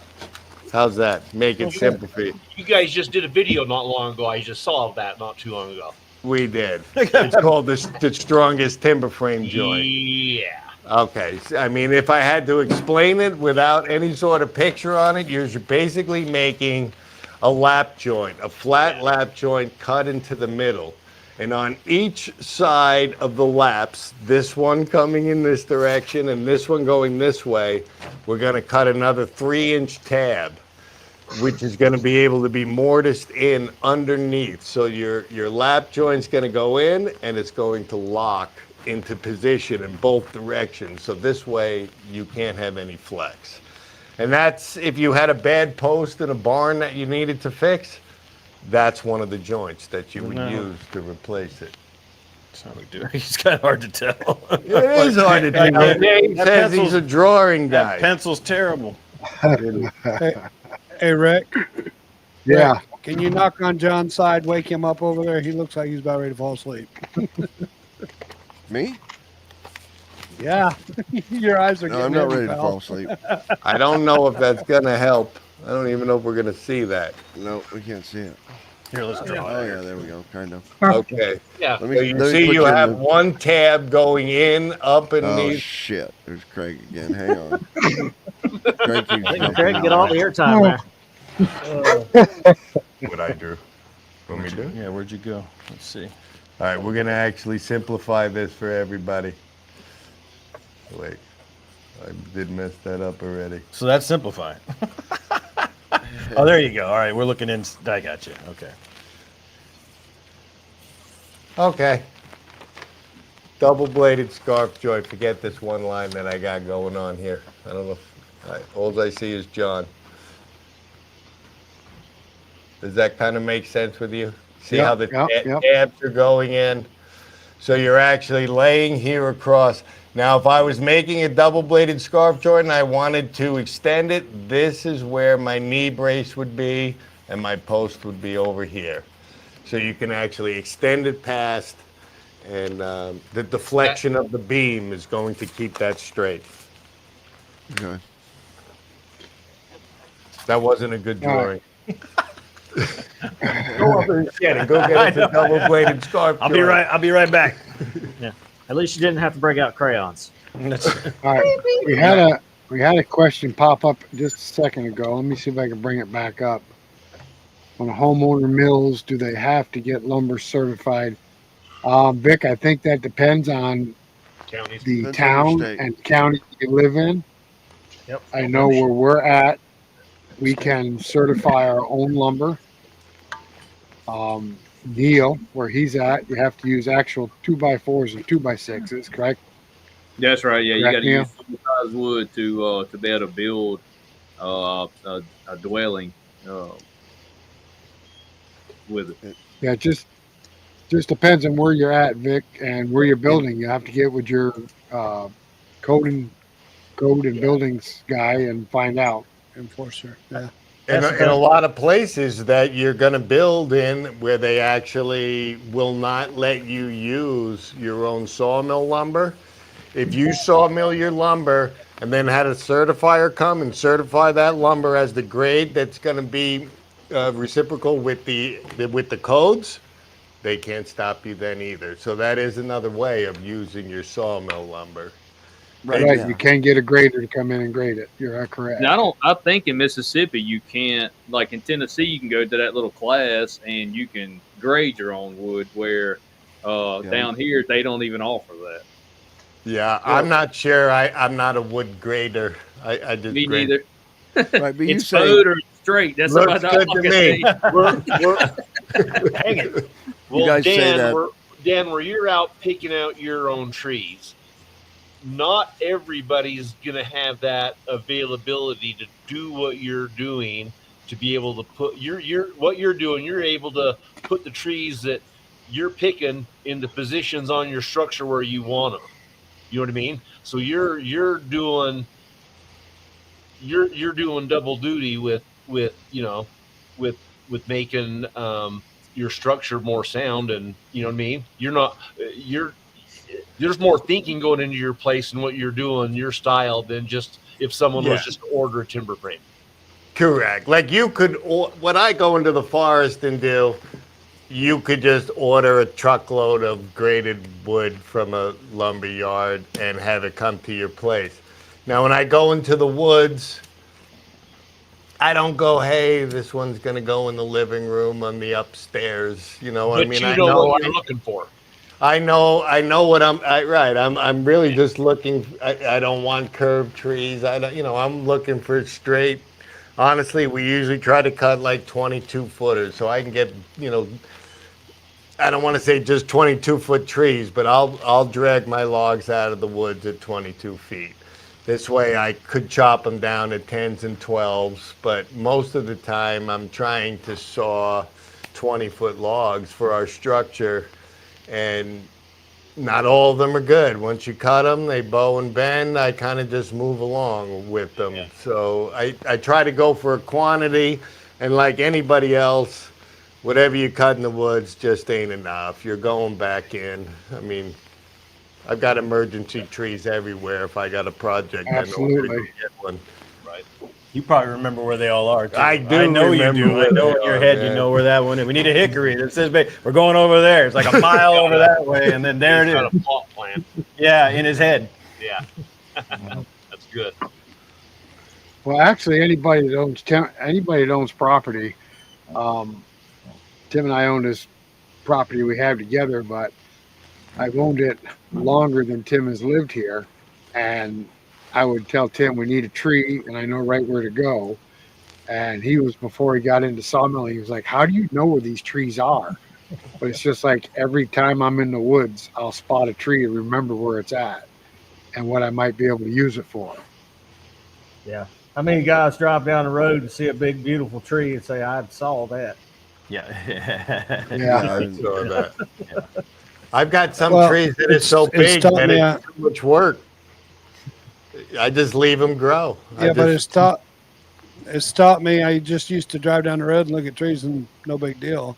But now I look at them and kind of like in my head, what could I how do? many with that how many board feet am I going to get from that tree? Yeah. tree?" Exactly. You know, What's what kind that of look like slabs it- would that make? What's it look like inside? That's me. I'm like, let's cut this, especially when we get the buggy stuff. You know, I'm like, okay, I want to see what this is going to look like inside. Yeah. That's you the know. biggest thing. Yeah. Yeah, It's just like Christmas Day, opening a present every time you open one up. it is. Oh, yeah. All right. I was at the You love county fair. Oklahoma with no code enforcement, my friend. I was at the county fair this last week. You know, and I've been going there all my life, and it was always just big oak trees and shagbark hickory trees. That's, you know, I've always known that was there. But this week I'm there standing there going, okay, that one's starting to die. And what exactly are these oak trees? You know, and you're trying to figure out, this is a white oak tree, but this is, you know, and you're identifying species, and you're standing at the fair and your wife's running around, the kids are running around, and, you know, here I am, a sawyer going, what kind of tree is this? You know what I mean? And you're like, damn, what am I doing? I hate to say it, we do it all the time too. Like we drag some logs up. I'm like, what the heck is this that we cut down? You think it's something, but it's We've had a few mysteries out We there. have a Some couple really, Yeah, a mysteries. few mysteries. It's still hard to figure out what it is, but you know. Sometimes you don't know until you open it up. I just found an overcap oak. Called an addiction. You ever heard of overcap oak? Oh yeah. Overcap white oak? No. I've heard them called overcups. The cup of that acorn is just, I mean, you can barely see the tip of that little acorn. Yeah, inside yeah, of that cup. that's what they're called. That's the name of them, overcap oak. And I just looked that up the other day. Neil calls them I just always called overcup. it white oak. I just called it white oak. Cup, Right. cap, it's the same. Now, I know it's easy for Paul and Andy because they drive through their property and they're like, that's a cherry. And there's a cherry. Oh, look, there's another cherry. And there's a cherry. Oh, and there's a cherry over there. Don't There's a dying ash. Oh, just buy a cherry. Yeah, I like the cherry. I love working with cherry. We don't have enough. Mine's all curved. Mostly black cherry. A lot of hard maple, a lot of soft maple, and the ash is going quickly. We just got hit with the ash board a couple of years ago, so we were late. But we're a little different. We don't go out and harvest a tree for a specific purpose.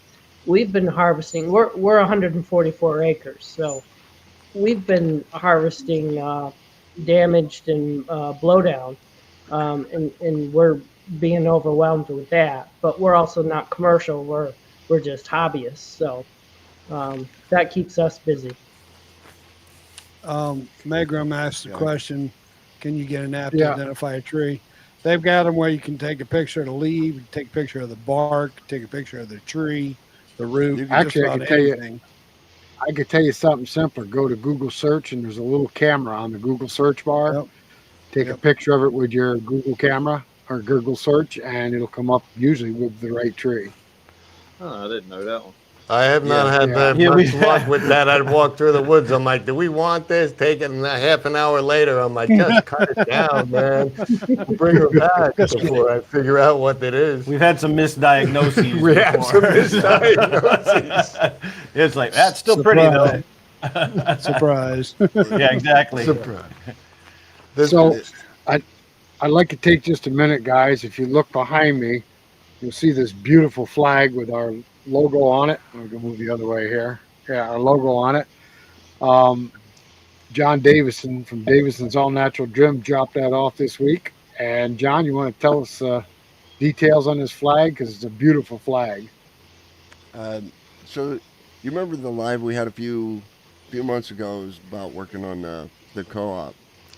So Yes. the sawmill is, or the saw blade was mine. It's just a skill saw blade laying around. But the lady who drew that logo on there. I traded her lumber, and she drew that logo on there. The lumber, the flag is red oak, and it's mine. It's kiln dried red oak. And I had a guy build that for me. A craft. He sells crafts all over, and he built that flag for me. And I traded him. There was some cherry involved, and a piece of walnut, and a piece of white oak. And I traded him that to have him build that flag for me. And so it was, I don't know, it was just when we were working on that co-op idea, it was get you thinking that you can trade your lumber or even like, taking a timber frame, house and trading it for, a forklift or whatever you guys need. You know what I mean? And no money changes hands, and that's what we were trying to work on that co-op. And so no money changed hands on that flag right there, except for I had to pay gas money all the way to New York to take it to $2 outdoors. That's the only money that changed hands. Yeah, but you had fun when you came up here. Don't deny it. Oh no, we had a blast up there. And you even got to go into the wood box, the wood shed. I finally got some hardwood in their box. He met Craig. The sawmill has definitely brought a lot of good stuff our ways, and besides a little bit of money.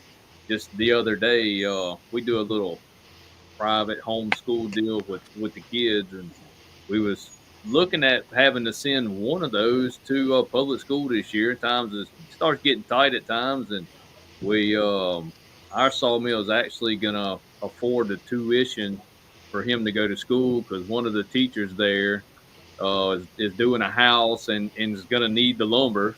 So we're doing some wood trade off for him to go to school this year. It's a big thing. Awesome. Excellent. Yeah, that's cool. I think that's one of the things that people forget about the small sawmill. We don't all have to do, the money changing hands. You know what I mean? It doesn't have to be all about that. Like the big sawmill company that's running 1,000 million board feet a day. It's got to be money. But the small guy can make his money just trading. And bartering still. Absolutely. And I think it's a big part of it that people overlook. Yeah. Yep. I love a good barter. Yep. Yeah, it used to be bartering is what made the world go round. It did. Yep. No. I'm trying to barter for a Ferrari, but nobody's buying so far. I guess. I guess I'll stick with the pickup truck. It's all right. That'd be a lot of lumber. You got to start a little bit lower than that. Is that right? Oh, all right. Sorry. Yeah. Me personally, I'd rather have skateboard. For some cherry. There you go. Andy, how's the welding coming along? I heard through the grapevine that a grinder and paint help a lot. That's what I told Paul. A grinder and paint make me the welder I ain't. Yep. Still, I did my first project. I welded the tabs back on the covers for the Ford 930A, the mower that you've got. Right. All those tabs were broken off, so I welded them all back on, and had to do a lot of grinding now. Well, as you get better, the grinding will go away. You just use a lot of paint, and then sooner or later you won't even have to use a lot of paint. I found that probably wasn't a great project to start with because those angles, I couldn't get the welder tip in there. So I was like, oh, this probably wasn't a great one to start with. A professional grinder has more job opportunities in many fields There you go. than actually being a master at any of them.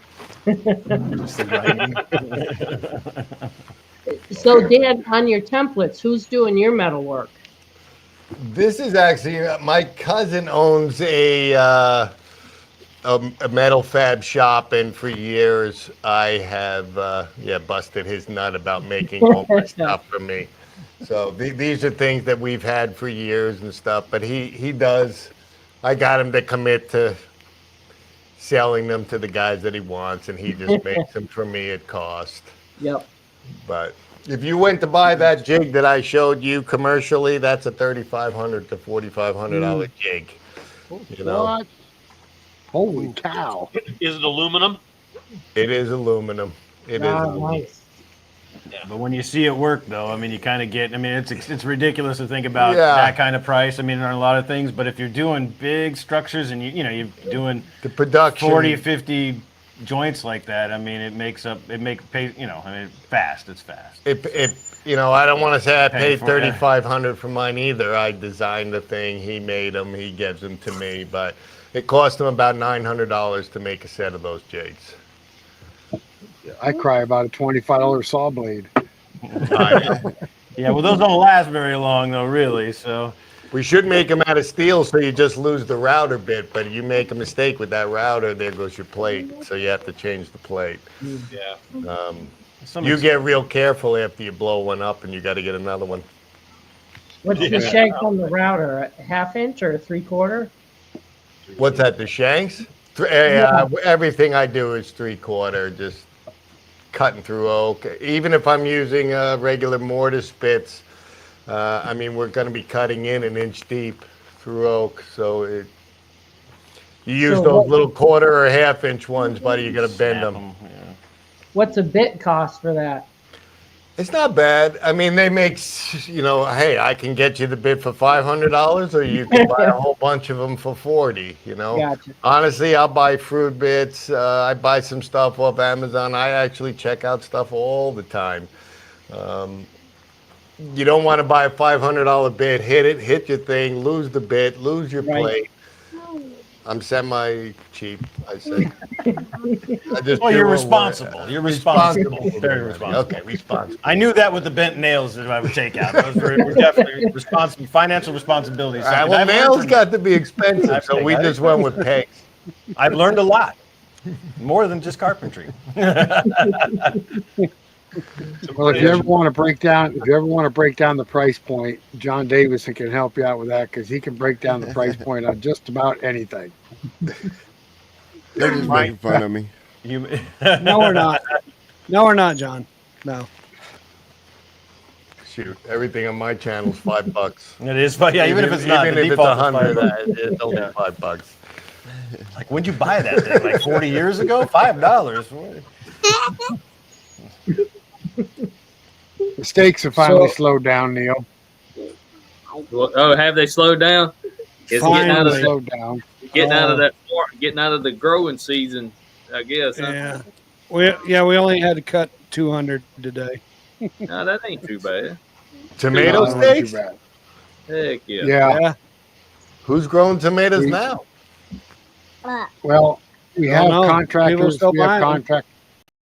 We have contractors buying them. We have landscapers buying them, but they buy them in big quantities. They're hardwood. They're hardwood steaks, 4 and 6 foot long. Yeah. We started selling them this year, and they're fence steaks. Fence steaks. What's that? Neil goes, "Hey, you guys ought to sell some steaks," and I'm like, "Nah." And then Rick saw the video. "Hey, we should sell some steaks." I said, "Nah, there's no business in it." Almost 8,000 steaks later, guys. Well, there you go.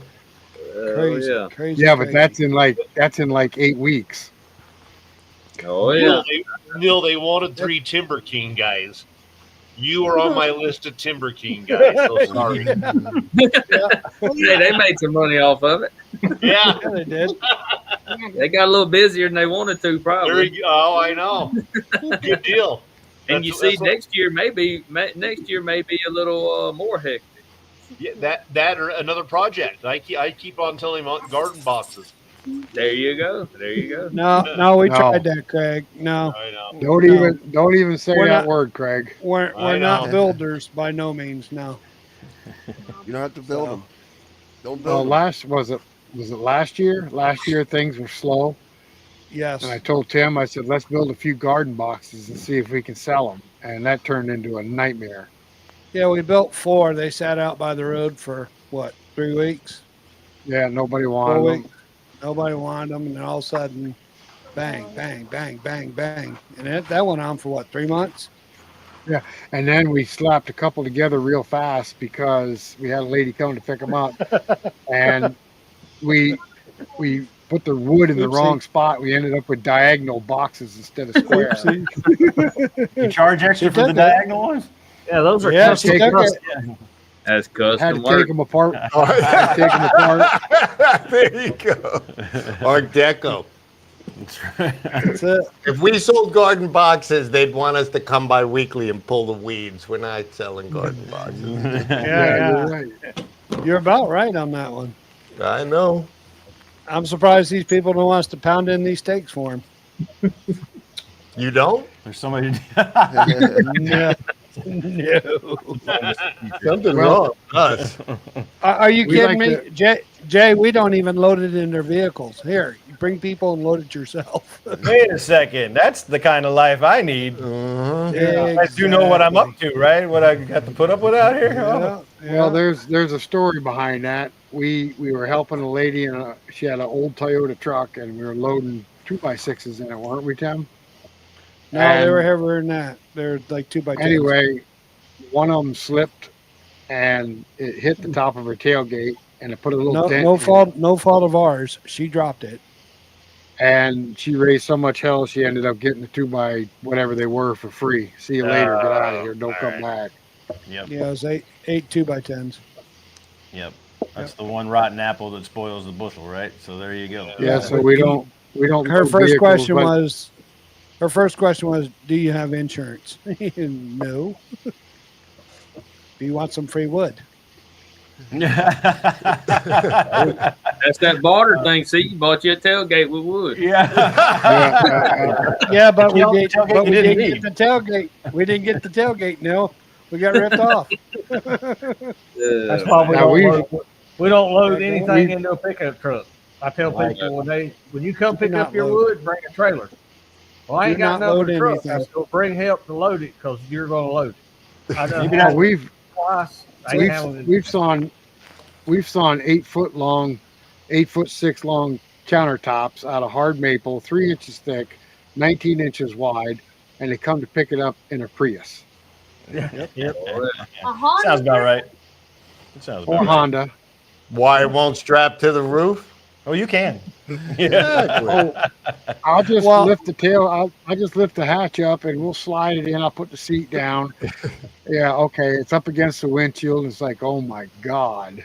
True. This is a true story. When I first got my mill, my first mill, my little mill, we were just cutting dimensional lumber. This lady come up and I had a cherry log out in the yard. She goes, "How much to slice that up into slabs?" I don't know. Let me call Rick. So Rick, he was nowhere to be found. I'm like, I don't know. I guess I can do it. $25 a board? Yeah, we'll take it. So I said, oh, wait right there. So I sliced it up for him as a whole log. It was probably 16-inch cherry log, 8 foot long. So I sliced it up for him. They handed me the money, and I said, are you going to come back and get it? Oh, no. They had a Toyota Camry, a 4-door. They stuck it. They opened the 2 back windows and stuck it out like airplane wings. They took off down the road. Took off down the road with a whole log sticking out of their car.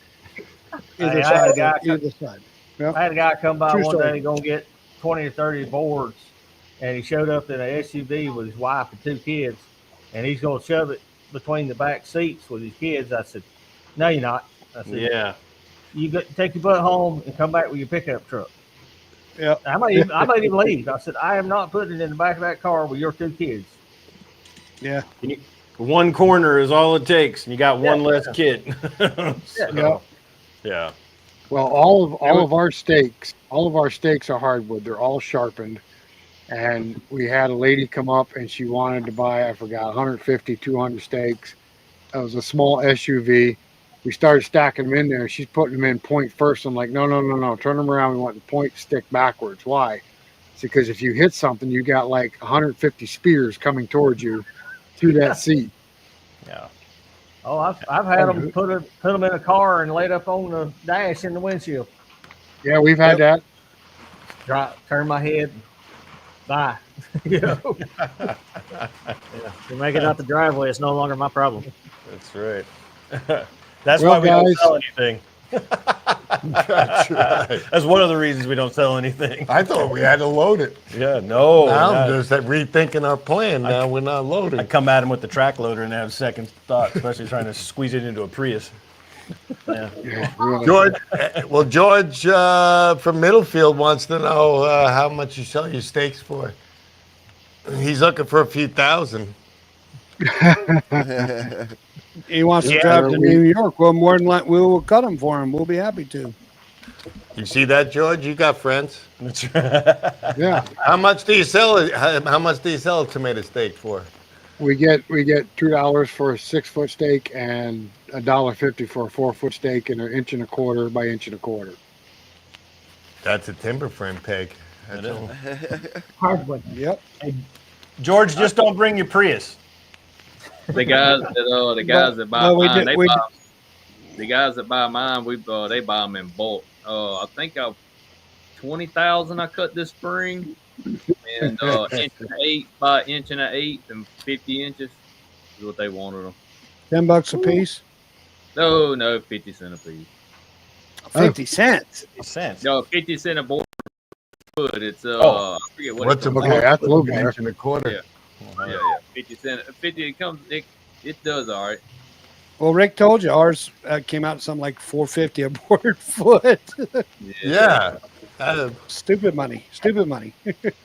It's a lot of All right, cutting. guys. It is. We've come up on the 10:30 mark. Anybody got any last thoughts before we shut this down?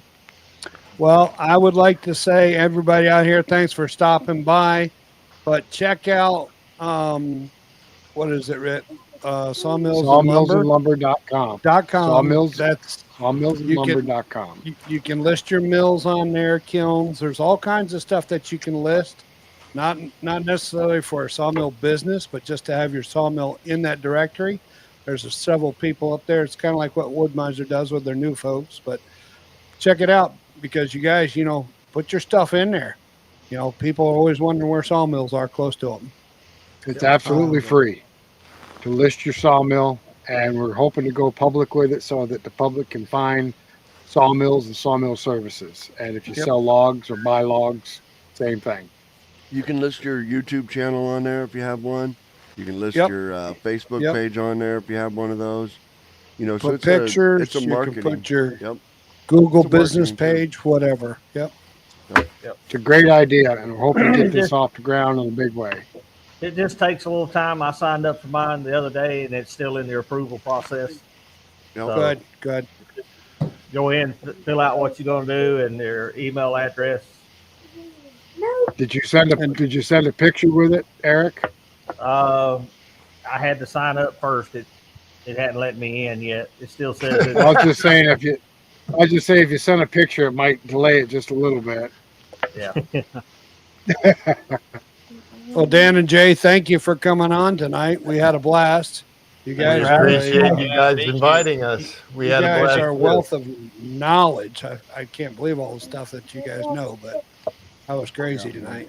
Guys, thank you very much. Thanks for having We us. appreciate it. Thanks for everybody for listening in too. Yep. Thanks for all my guys that stopped by, commented. I'm sorry I couldn't get to you, but they were rolling through pretty quick.